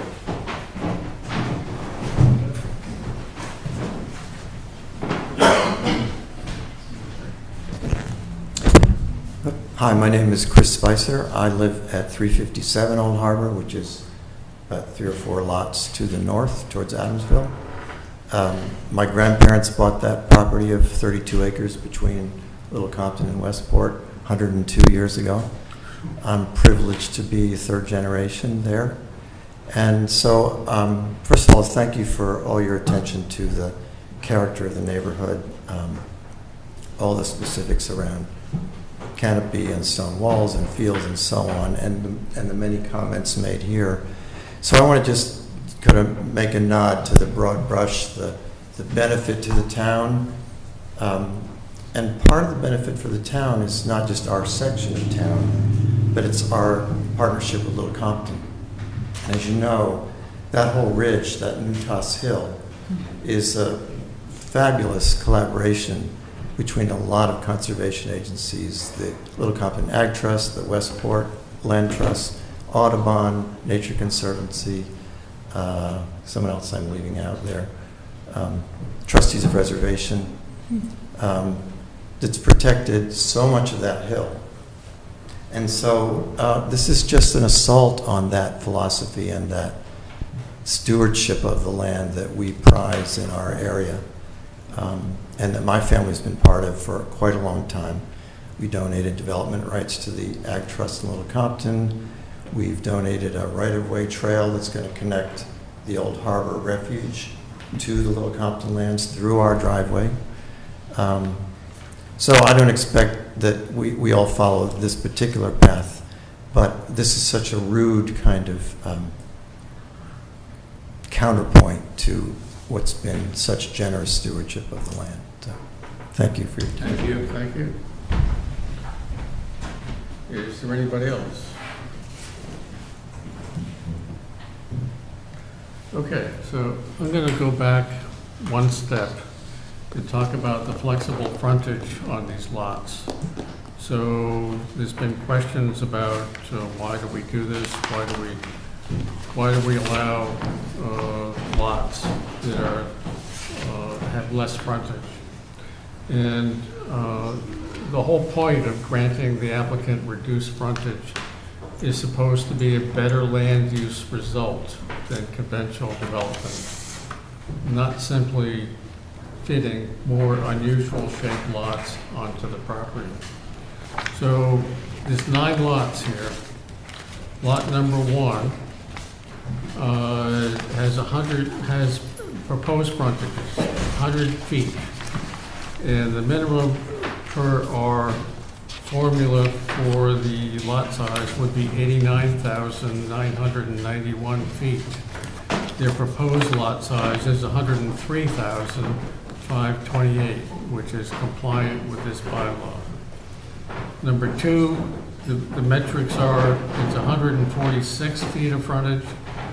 The minimum lot size would be 61,000 odd feet, and they're proposing 80,000 square feet. Lot 3 is 101 feet wide at the frontage. The minimum would be 88,000 square feet for that lot. They are proposing 120,000 square feet. Lot 4, they're proposing 60.96 feet of frontage. The requirement then would be 147,000 square feet, and they're proposing 150,000. Lot 5 is 65 feet at the street. The requirement would be 138,000, and they're proposing 144,000. Lot 7 complies with our bylaw for frontage and area. Lot 6 is 121 feet, and the requirement would be 74,000 feet, and the lot size is 115,000 feet. Lot 8 is 100 feet frontage. The requirement would make it 89,000 or 90,000 square feet, and they're proposing 125,000 square feet. And Lot 9 complies with the 150-foot frontage and 60,000 square feet. So there are parts of their application that comply with the bylaw in terms of lot size and the number of shared driveways. The questions still remain about the compliance with the other aspects of the bylaw. And I think you mentioned that you'd want to have a continuance to change something? Well, sir, yeah, we have the review letter from the review engineer. We have some technical items to do with that, but then also with your input, we want to provide more plantings, to provide screening. So we're looking for input on if there was any specific plantings, areas for plantings that you would like to see. So I wanted to, so I'd also like to respond to your reply that you had to have the retention basins right on the road. On, I don't know which lot this is, I can't tell, but the one with the existing house. Mm-hmm. And it looks like you have a retention basin removed from the road. Removed? Well, away from the road. On the left, you gotta go up. No, it's, This over here. No. Up there. Is that the septic this system? is a septic. Oh, that's the septic. All right. Mr. Chair, I just have a question. As you were going through the proposed lot size and the minimum lot size, I wasn't looking at this, I was looking at the plan, and those numbers are different. Really? So lot 1, for example, which proposed lot size in the table says 103,528. On the plan, it says 90,027. So, and almost all of them, the table lists the proposed lot size is significantly bigger than the plan does. That's on the proposal that's before us.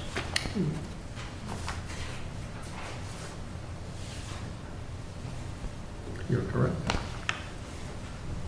So I think the bottom line was that they're still compliant, but it was just narrower margins. I think one of the speakers said you may need to get things surveyed because they're within a margin of error of survey. They're very close, but I think they still comply, but I don't think by as much of a margin as the table does.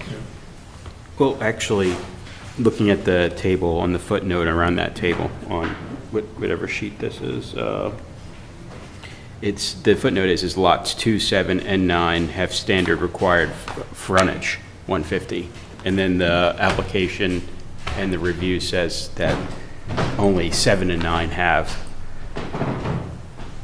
frontage, meet the frontage requirements. So I think we need to go back and correlate between the drawings and the plan to make sure which one is accurate. So just looking at this, I think with lot 2 was the one we have the discrepancy with. If you go back to the frontage there, the number you're looking at, the 146, is only a portion of the frontage. You have a section here on a different bearing that brings you up over the 150.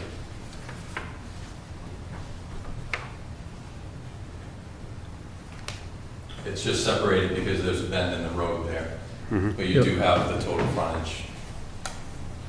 Mr. Chair, could I make a general comment? Sure.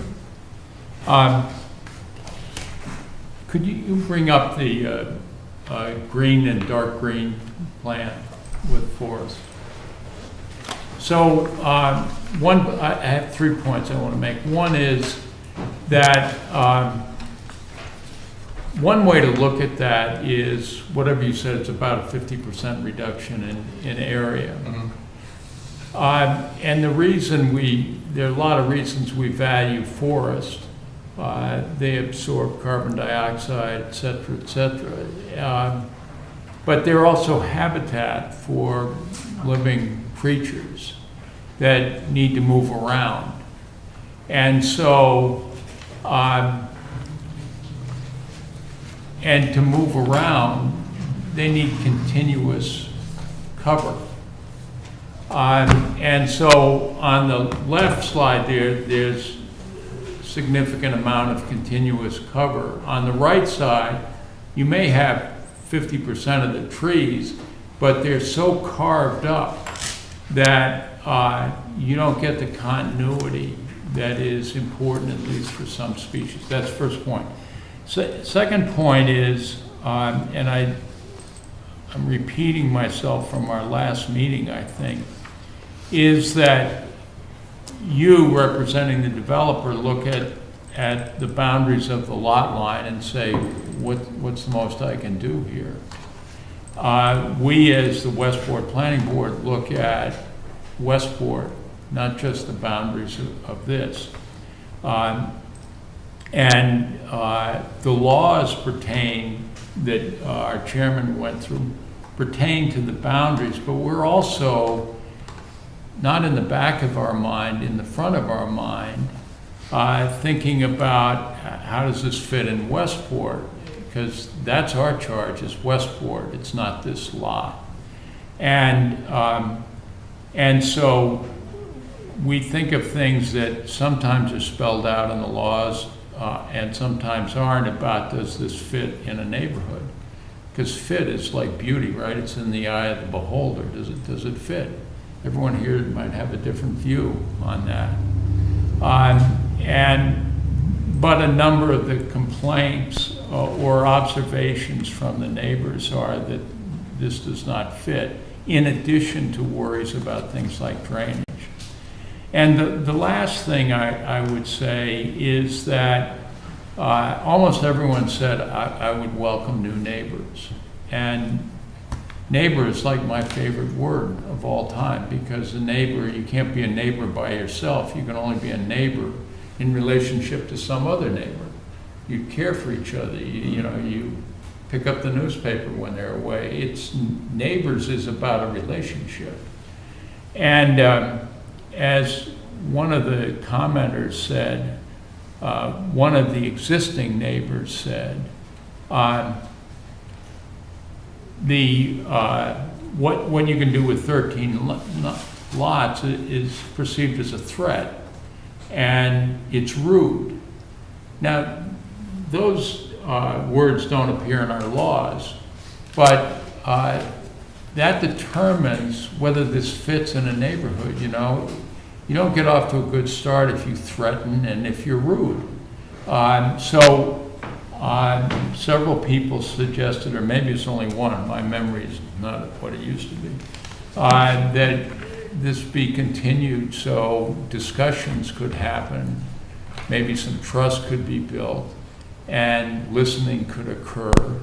And, the idea is that whether it's 6 homes or 9 or 13, that these are going to be people in a neighborhood. And they, I assure you, are going to want to be part of the neighborhood. And so how you develop this is going to make it easier for them or harder for them.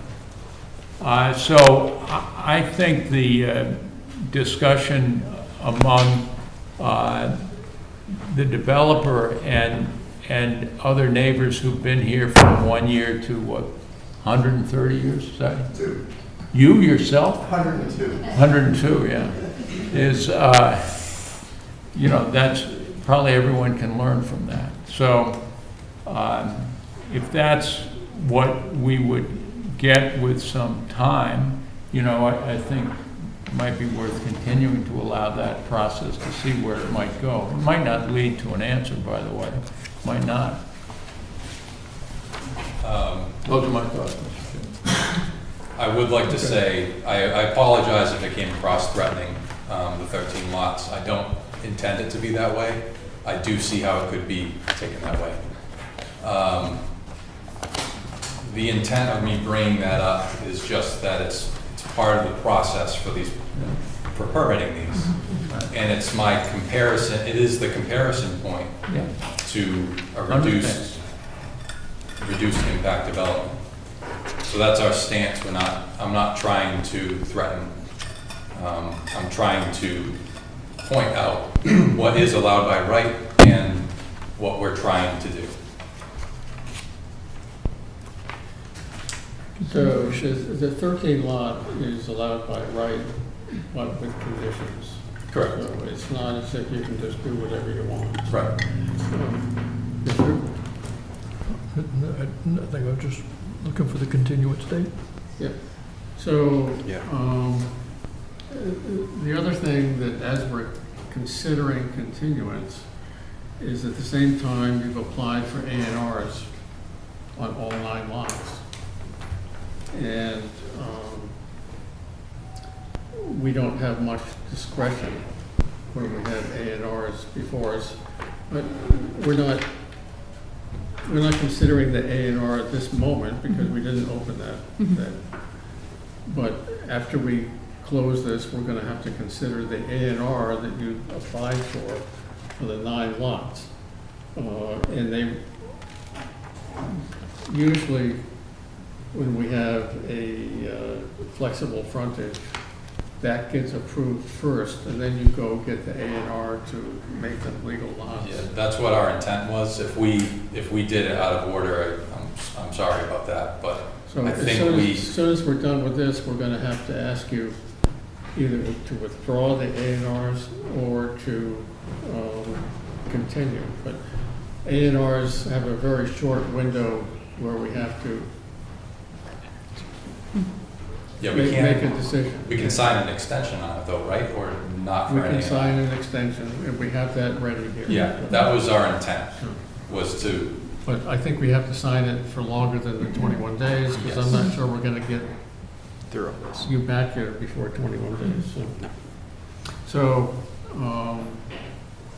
What are the dates? It looks like. Do you have it? Yeah, sure. So we have October 6th, October 20th, then we go into the November meetings. Okay, I November can't do 17th. October 6th. Mm-hmm, okay. So if you're looking for any type of approval, And you're not- I'm not back you till can't the do October 20th. 6th, I cannot do October 26th. I'm out of the country. So which is the next date? 20th. The 20th. Mm-hmm. October 20th, then we Is have. that enough time? depends on, so we'll get the revisions done and sent back to you and MPL.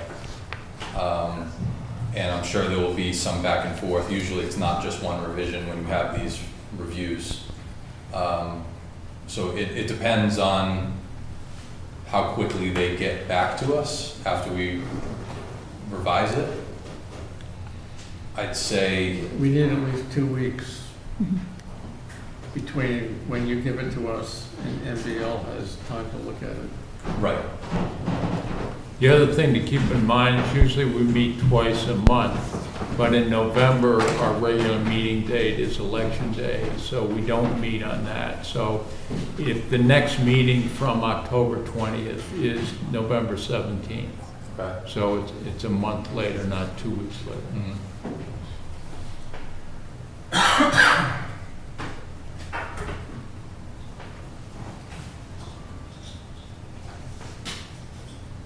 So how much time do you need to do this and perhaps reconsider what you're doing?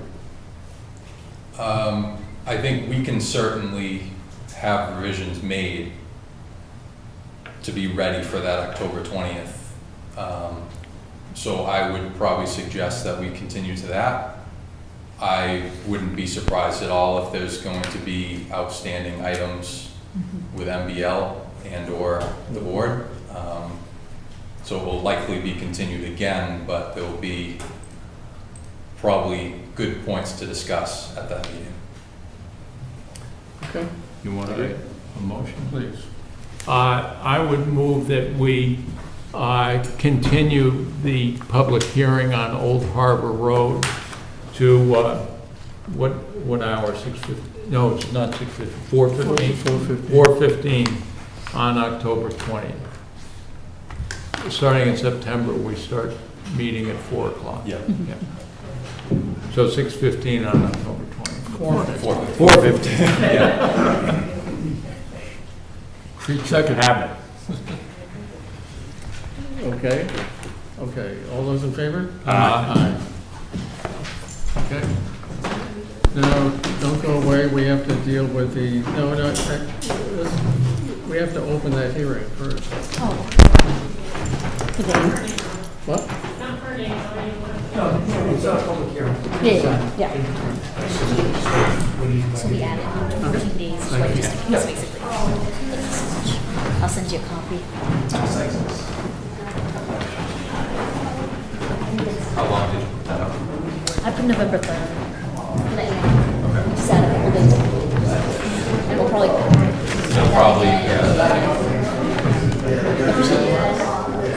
So our public hearing wasn't on the A&R, so we don't have to do anything on the A&R. We do, we have to, Well, we have to get that there. Yeah. Awesome, thank you so much. Thank you, have a good night. You too. Chairman. to the law areas. That's why there's a difference between what's on the table and what I sent to you guys. I added the easement area.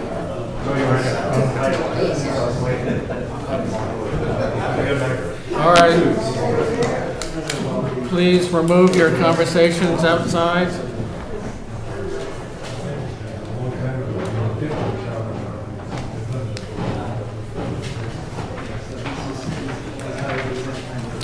Conversations outside, please.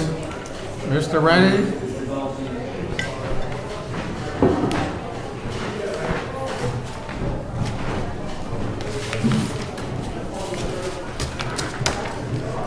And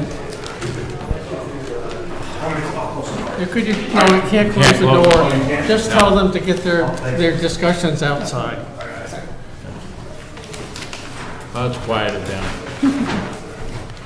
Okay, the next public hearing is a little bit late, I'm sorry. The 6:30 public hearing for Gnome Surf, file number 26-3662, SPA-LID, continued from 7/28/26. Good evening to the board. Attorney Mac Long here, again on behalf of the applicant Gnome Surf and Westport Medical Developers. Some developments from our last meeting. The plan has been amended.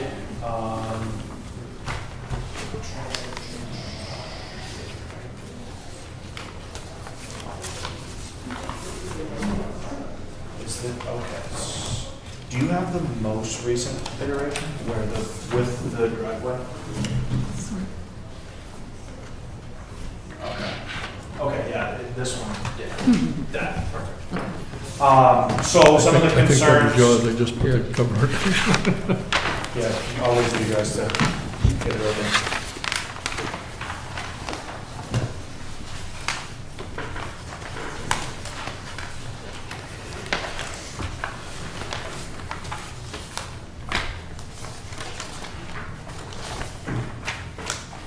All good? Mm-hmm. So is that the right one? This one is, yes. Okay. It should show the access driveway running all the way down past the monument. Okay, I have two different versions of this, but.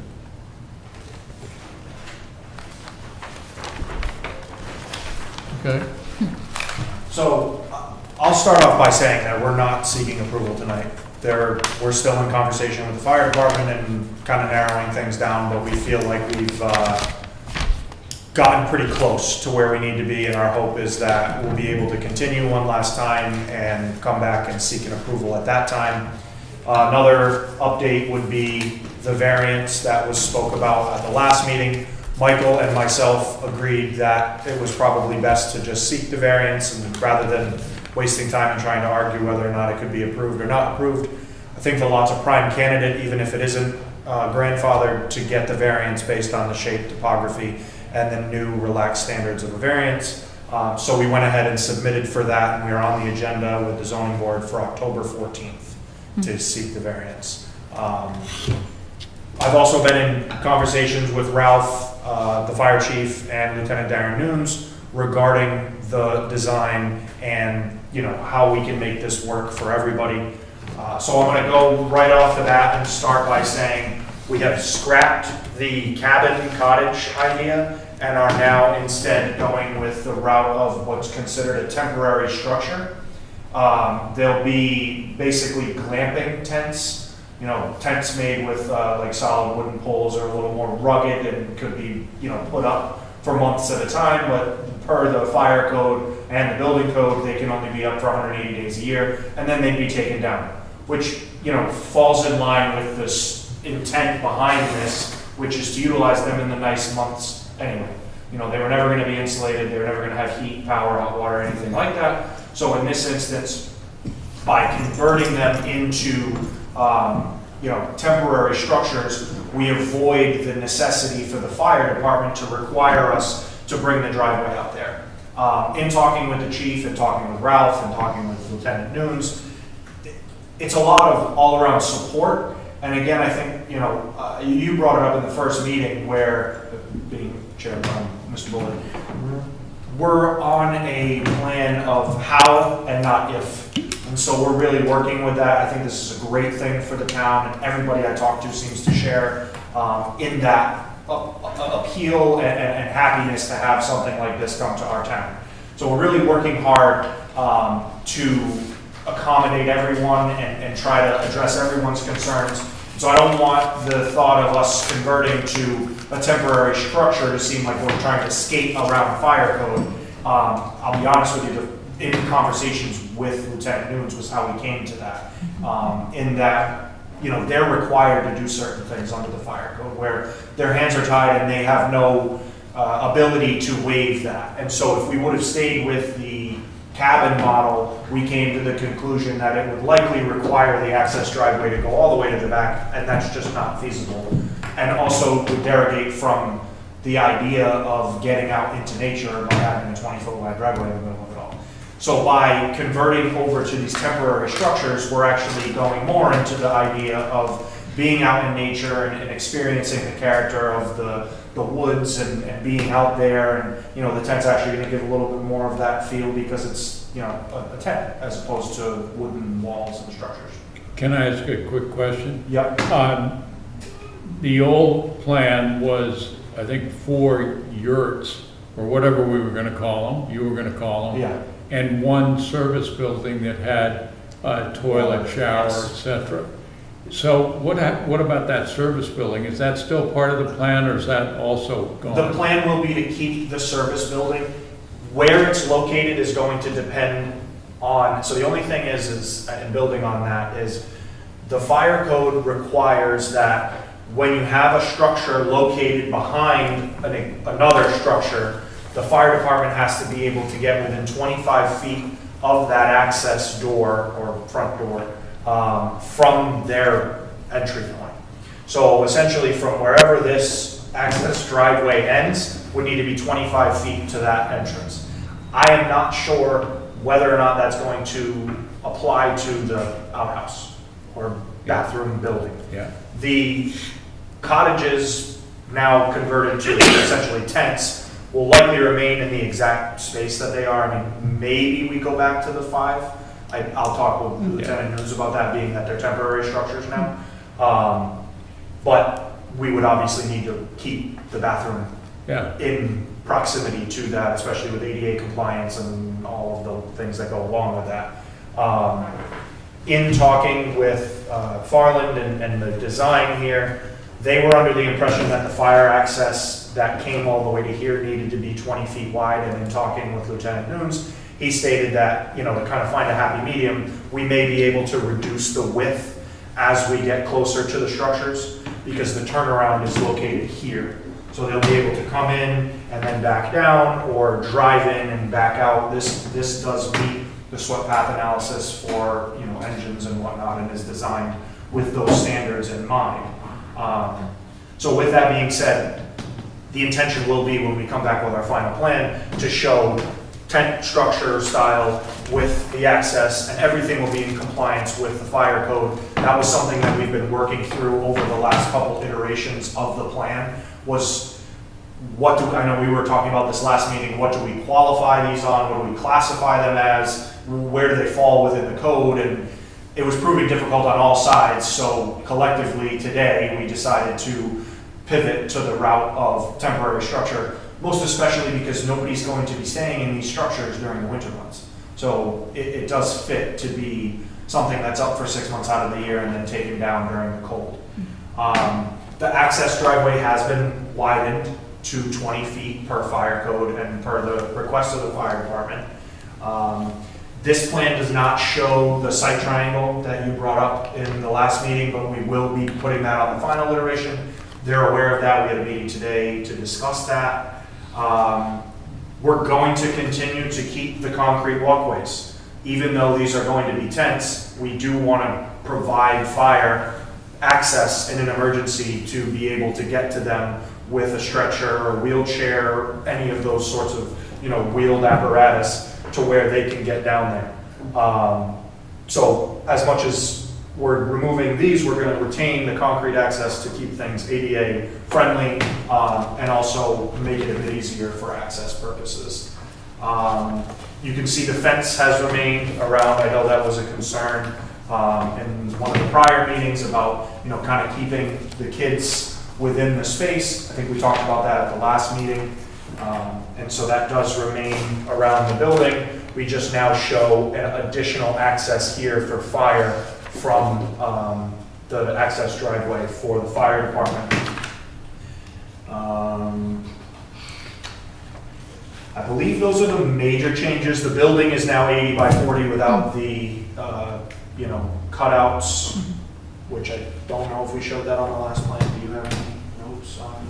I think I covered most of what we changed from the last iteration. I kind of went through the staff comments quickly. I know there's no landscape plan that is intended, but obviously we wanted to finalize the layout before we, spend time putting plantings and et cetera. But I'd welcome any comments the board may have, as I think I covered most of what's been changed.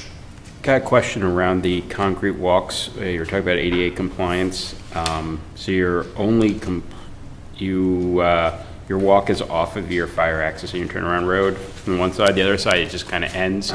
You'll see up top there with the gravel terrace. I didn't know if there's plans for them to enter and exit that barn complex. Wouldn't you need to have that concrete walk extend such way so they could get access to be fully ADA compliant? I did notice that. I don't believe that the ADA compliance, I don't think that the gravel is not ADA compliant. It was that the fire department had requested that because of the long stretch that it was to get out there.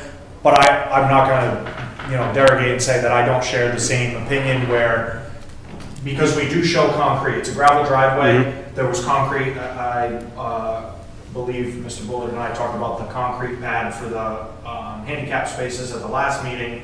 This is a concrete walk around. So I do think it makes sense to probably connect at least a walkway portion, maybe not concrete the entire gravel terrace. That's run. But run a path at grade to where it just is contiguous all the way. So I do see that and kind of share in that. And also I'll just add that in our meeting today, this entrance right here doesn't work in terms of the 25 feet to the front door. So we are going to be spinning the entrance to the dome to either enter from here or here or here. We're gonna play with the concrete walkway, but that will all play into, the layout for the final iteration of the plan. So around the dome, do you have a height? And then also, how does that, of the tip of the dome for that structure? At the top of the dome? Is that dome also a temporary structure which will be taken down? No, the dome will not be. Okay, and then how does that fit into, have you guys done an assessment on how that fits into the current Central Village site requirements? Like as in height requirements? Yeah, both, or how that structure fits into the current planning? I mean, somewhat. I do think that height-wise, I believe it's only 20 some odd feet tall. 25, I think, 25 feet tall. I don't have the specs on it, but we do have them with the engineers. I don't know that they ran a distinct synopsis with that in mind, but I do believe that, it fits within the district, and being that you really won't be able to even see the dome from behind or from, main road, that type of thing. It won't be any taller than we're not gonna just have like this giant white dome in the back that towers over the building or anything like that. Well, if it's 44 feet in diameter, it's probably 22 feet high. Yes, that's what, it's about 22 to 25 feet high. And that is more of a permanent, it is considered a permanent structure, which is why the fire code requires to get within the 25 feet. So I would assume that you could move the bathroom building closer to where the driveway ends. Yeah. So, I think if they require it. If it's required, that was kind of where I was going with that, where it may have to slide. That's pretty easy to move. Yeah, it's a small, I want to say it's 10 by 20, yeah, Yeah. 10 by 20.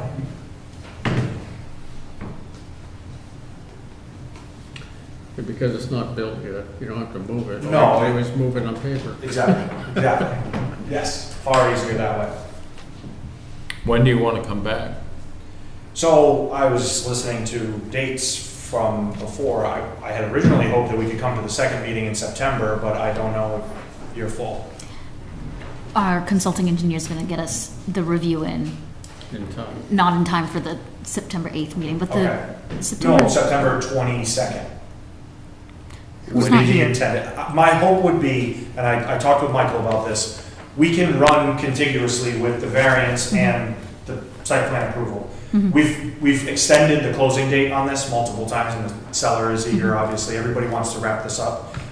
And so the hope would be that we could get site plan approval at the second meeting in September, and then subsequently follow that with the zoning board meeting, and hopefully get the variance, and then be able to close on the project. So my Chairman question John. around that, what happens first in parallel, if ZBA comes back with all these restrictions around your, around what you can do that's They- going to impact your they site won't. plan? For the variance to be granted, they're purely basing it on whether or not we have the right to build on that. They don't even have this on their approval or their scope. Their decision is purely based on whether the nature, shape, topography of the lot lends itself to being construed as a buildable lot based on the reduced amount of frontage. So it's not a special permit where there would be conditions. It's, not in that effect. So, and Michael and I both spoke about the fact that they can run separately. I mean, we do run the risk, obviously, if you give us site plan approval and then they don't, well, we don't have it and now we're back to the drawing board. So but- Matt, do you know when this section of it was approved sometime? It was probably at the time that the Cumberland Farms was cut out of this. Yeah. To be honest with you, it's actually after that. Cumberland Farms came around, I want to say in the 80s, if I'm not mistaken. No. 70s, yeah, so I mean, they've even predated that. This weird, layout here has been there since, but actually, when, Nicole may be able to speak more to the history of it than I can, but Nicole's lot at one point was part of this whole. 2012. Yeah, so in 2012 was when this parcel was subdivided off. The same piece? So this piece and this piece were all part of one when Dr. Callen owned it. And then Dr. Callen subdivided and split this off, kept this. And split the medical center. So, and what we talked about in the last meeting was it doesn't necessarily lend itself to being, and I have my own legal opinion on the matter. I do think that it's a buildable lot, but for the interest of time and energy, and myself and the seller's attorney have talked about it, it doesn't make sense to get into litigation about whether or not it's a buildable lot. I think it makes far more sense to just get a variance and proceed that way. Right, but to get a variance, you have to have a reason. Yeah, and the reason is clear. Due to the nature and topography of the land that was created back in 1970, whatever, which predates zoning for this specific lot, we have 69 feet of frontage as opposed to the requisite 150 feet.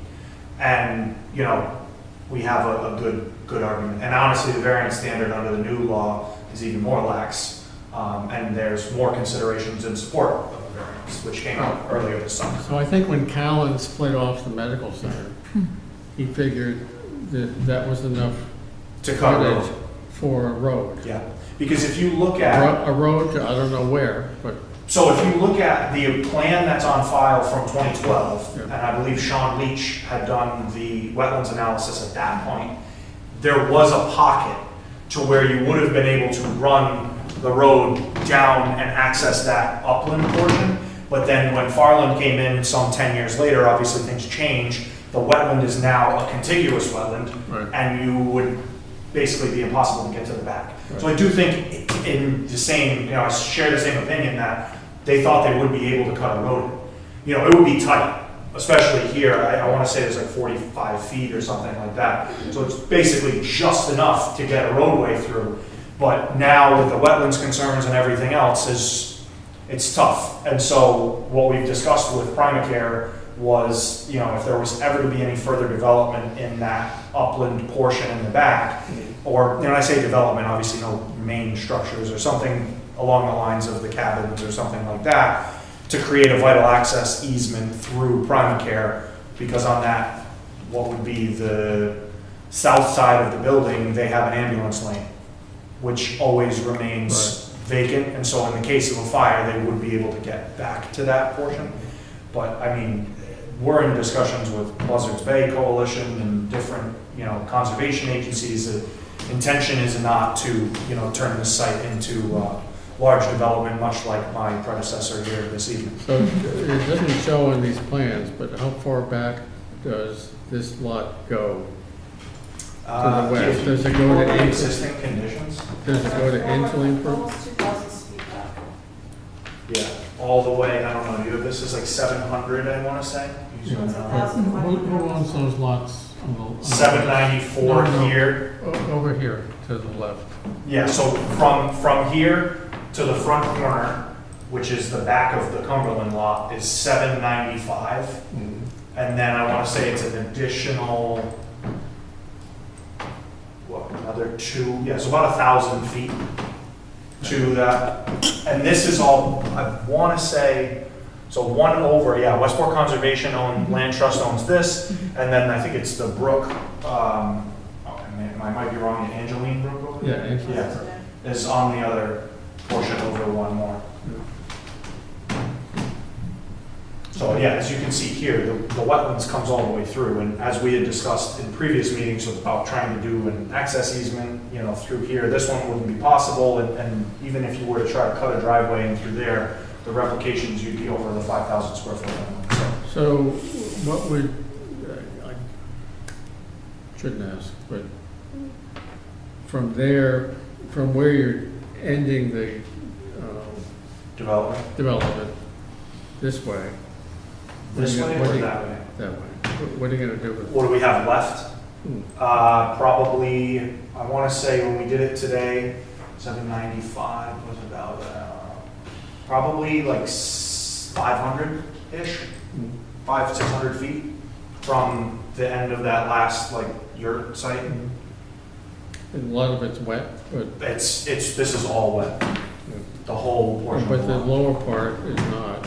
This is wet as well. Yeah. Here, there's a pocket that runs down to the Westport Medical Developers, and then the uplands comes here. Now, Primacare's building is essentially sited here, and what I was saying is if we were to ever do anything back here, there would be an emergency access easement for that. But again, like, we're not talking about, you would never be able to put a driveway. Primacare is not going to give us an easement to construct a driveway to put a house back there or anything like that. It would be more of like to create walking paths and something like that. Okay. Mr. Chair, I cannot attend September 22nd. And Mr. Chair, we don't have a quorum on the next meeting of October 6th. We only have 2 people. Yeah. So that puts us, what, out to the 23? That is what it is. Well, how many people do we have a quorum on the 22nd? September? Yeah. We have 3 other public hearings that date, and no Jared. Can I ask a question? Yes, ma'am, if you come up to the microphone. Sorry, Carly, I just wanted to ask a question. So I am the abutter to the north, just a quick question. So a 22-foot high dome. No, please identify yourself. Oh, sorry, you yelled at me. Nicole Plant, 803 Main Road. I own Scrap Iron Hardwork to the north. A 22-foot high dome in Central Village will be seen from Bay Coast Bank. It will be seen by my office building. It will be seen by Main Road from the curve of the road. So I disagree with the applicant that it will not be sold to the Central Village zoning bylaws. My 22-foot, you can see everything from my behind building, I can see down the street. So I question why they are getting approved for something that we have standards for. They haven't been approved. And I'm asking for that to be reviewed in the review. Chain link fence all the way around, they're talking about that. I'm sorry, I don't want a 6-foot chain link fence. It's a 4-foot chain link fence. The new plan says 6 foot. On the property line, On the property line. where there's a 4-foot stone wall already. And that, I don't want to look at a 6 foot. You were concerned about children jumping. Okay, Right, well, but I well, don't, I well, want something that's not. we're not having a conversation between you. So I'm asking that it's not a 6-foot chain link fence in 10 years that it's all rusted out, that I have to look at on the property line. I don't want it on the property line. And then, so my question is to that is, again, we have Central Village standards. We have certain things that we've come to here. But my other question is, we have tents. That was a new thing today, that we have people sleeping in tents in Central Village. Again, we have bylaws, and now we're not talking about camping in Central Village. We need to talk about standards that we have to keep up, and we would not allow this on a commercial property in town. I am so for the project, the front part of the project, but you guys we keep moving the bar every meeting that we have in this, and I really don't understand why we keep moving the bar. Where does the employees sleep when they come and they have people staying on this property? We never talk about that. Where are the employees sleeping and staying when they have people on their property? There's got to be an employee staying on the property with them. Are they staying in the tents with them? We're not talking about a lot of things, and we're kind of ignoring a lot of it. When you go to a property or a camping ground or something, there's somebody staying there. I'd like to know where all this stuff is, but we're not addressing a lot of the issues. My property is right next door. I have got phone calls from the police this morning on another property near ours. There's issues all the time in Central Village. I hope the board addresses with the police department directly and not their word for it of the issues around this property. Thank you. Thank you. May I respond? Yes. First and foremost, we're talking about a sensory dome.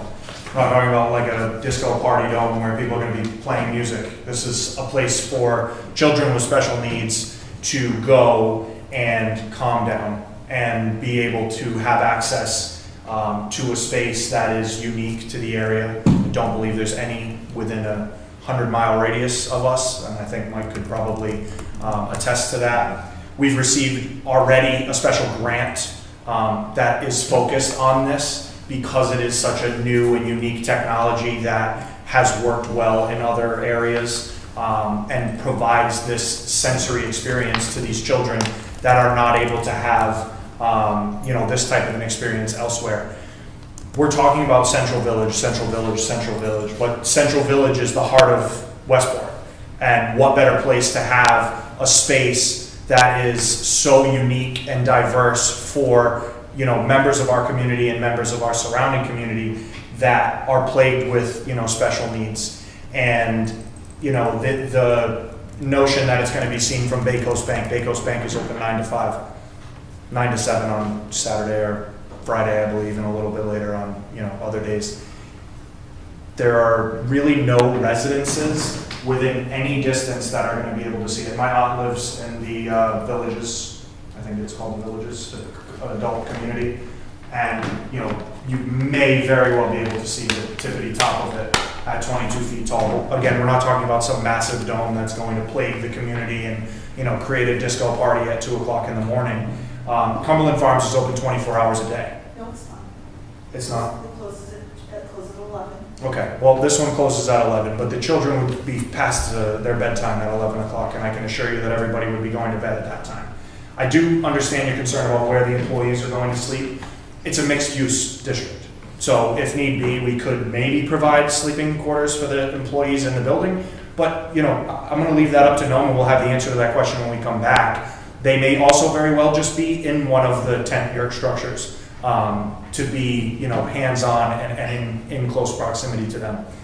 If the concern is the type of fence, we were talking about a vinyl-lined chain link fence, which would never rust. But if that's a main concern and that's what we're getting hung up on, I'm sure we'd be happy to discuss making it out of pine or, something maybe more rustic that's visually appealing. I don't see a concern with that whatsoever.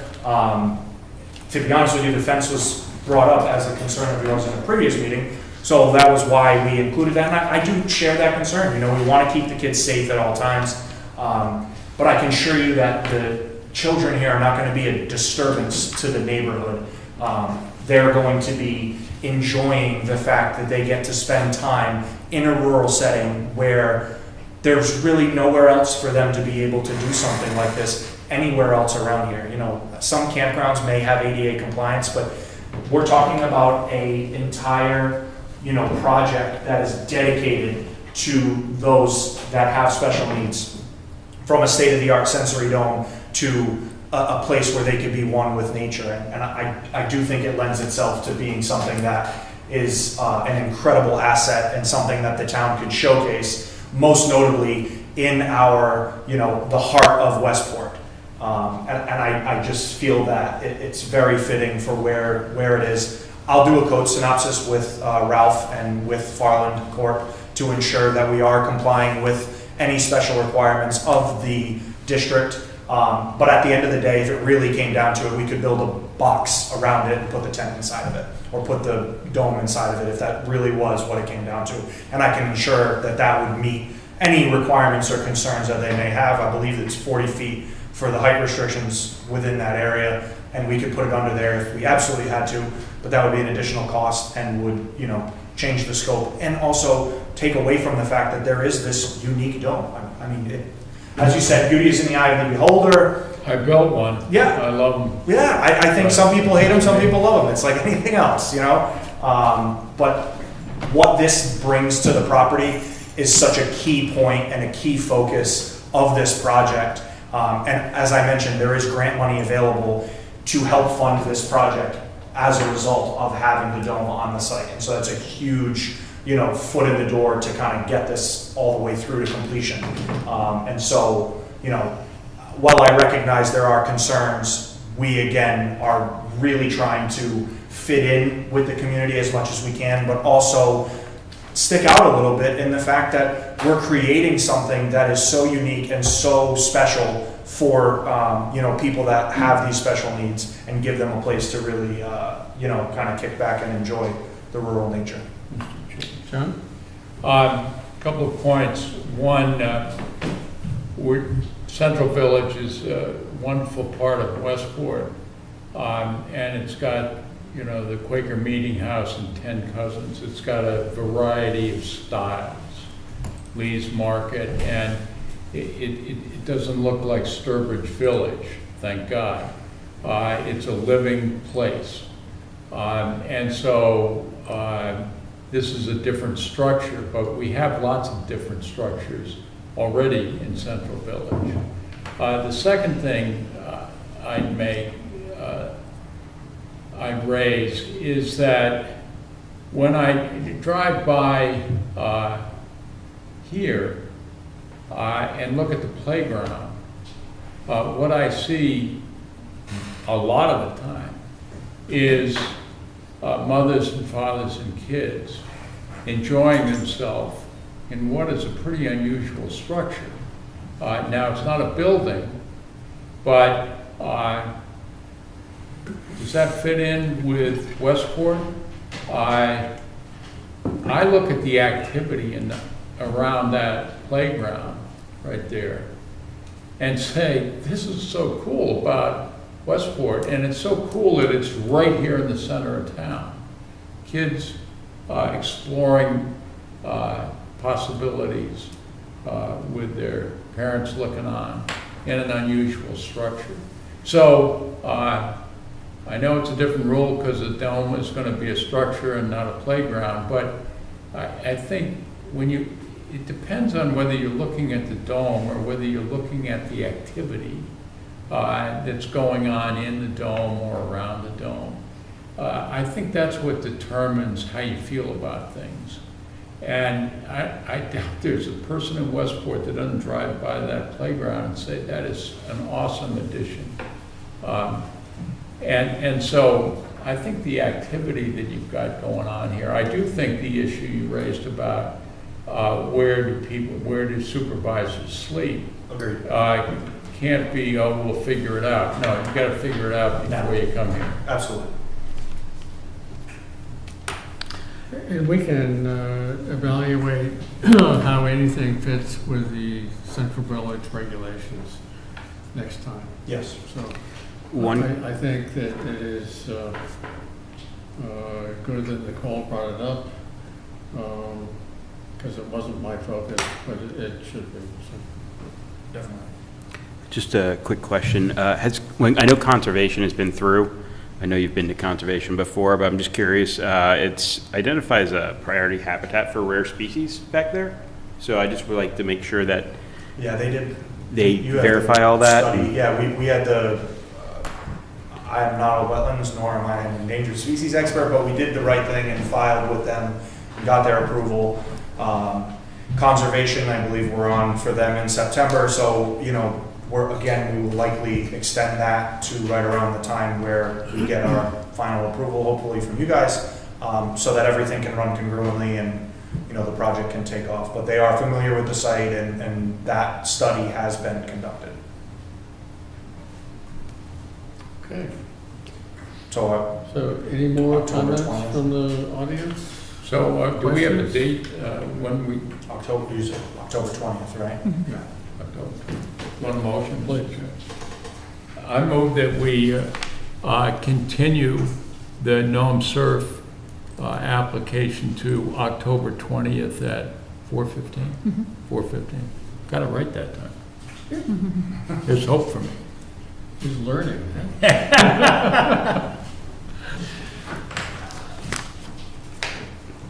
That was a motion. Second. Second. All those in favor? Aye. Aye. Thank you to the board. Thank you. Have a good night.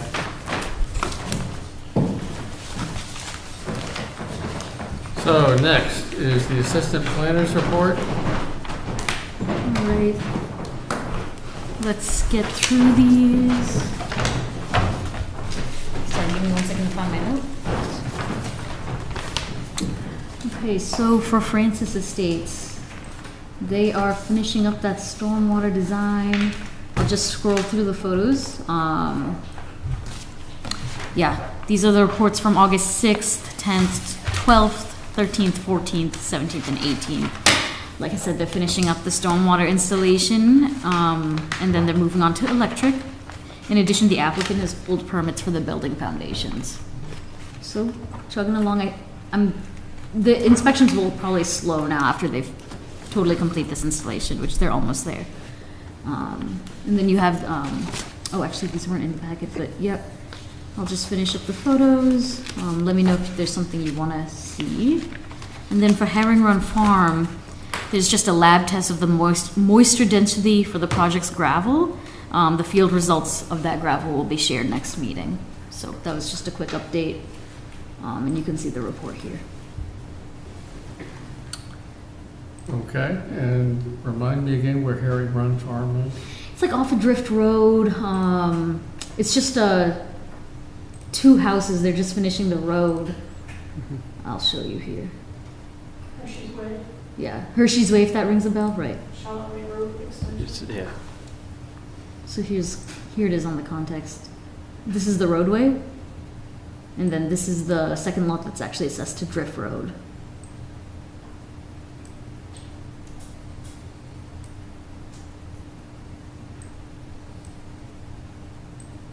I don't know if that helps clarify.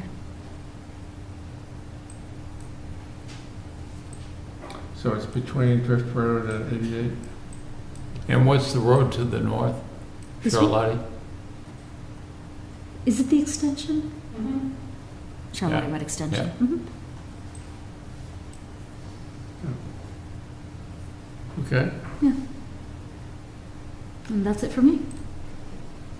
okay, minutes of August 11th.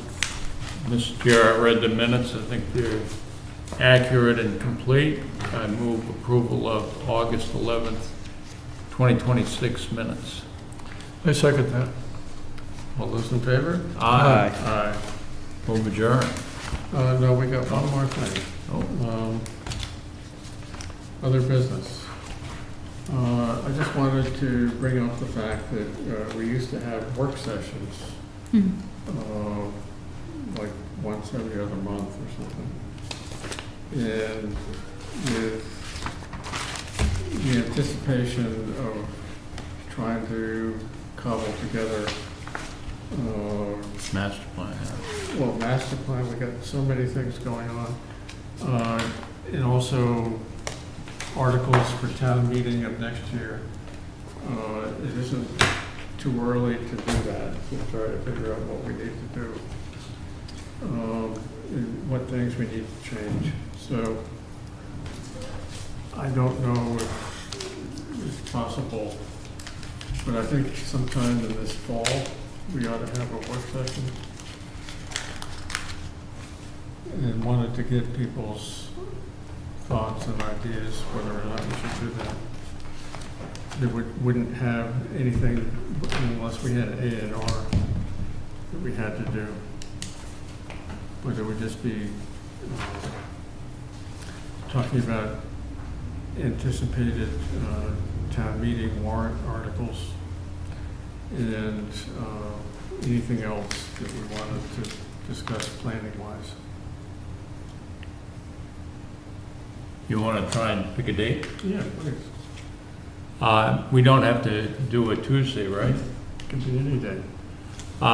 There's a good space around November 3rd because we don't meet on Election Day. Mm-hmm. You want to try the 4th? The 4th? 4th, okay. Yeah. Sure. If we're meeting at 4, I prefer the 5th to the 4th. Okay.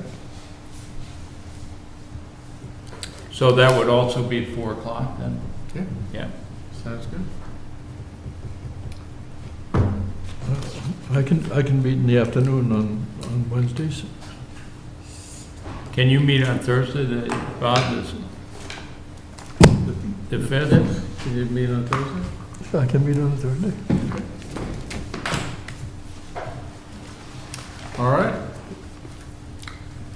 That's no problem. I guess we don't need a motion for that, but I just need to confirm if CBC meets, but I think that's usually, I can't remember if it's the first Thursday or the second Thursday of the month. at what time? It's usually 6:30, but Yeah, you'll be, we'll yeah, be done by then. okay. Yeah. Yeah. If our work session lasts 3 hours, we're in trouble. So, But, yeah. Mr. Chair, not to prolong the meeting, but what is the status of the master plan, the new master plan? I think that Michael has it out for bid and I think that they're focusing on Serpent. And we need to have a meeting with Grant King at Serpent and Jeff Walker at Serpent and Michael and myself. Just make sure that Michael is okay with doing it through them. Yeah. The last two we've done in-house, and we've had very large community input. I recall. And we don't want to screw it up. So it's something that'll be happening in the next week or two. And then I think we'll be ready to sign the contract. Anything else? Move to adjourn. Second. All those in favor? Aye. Aye.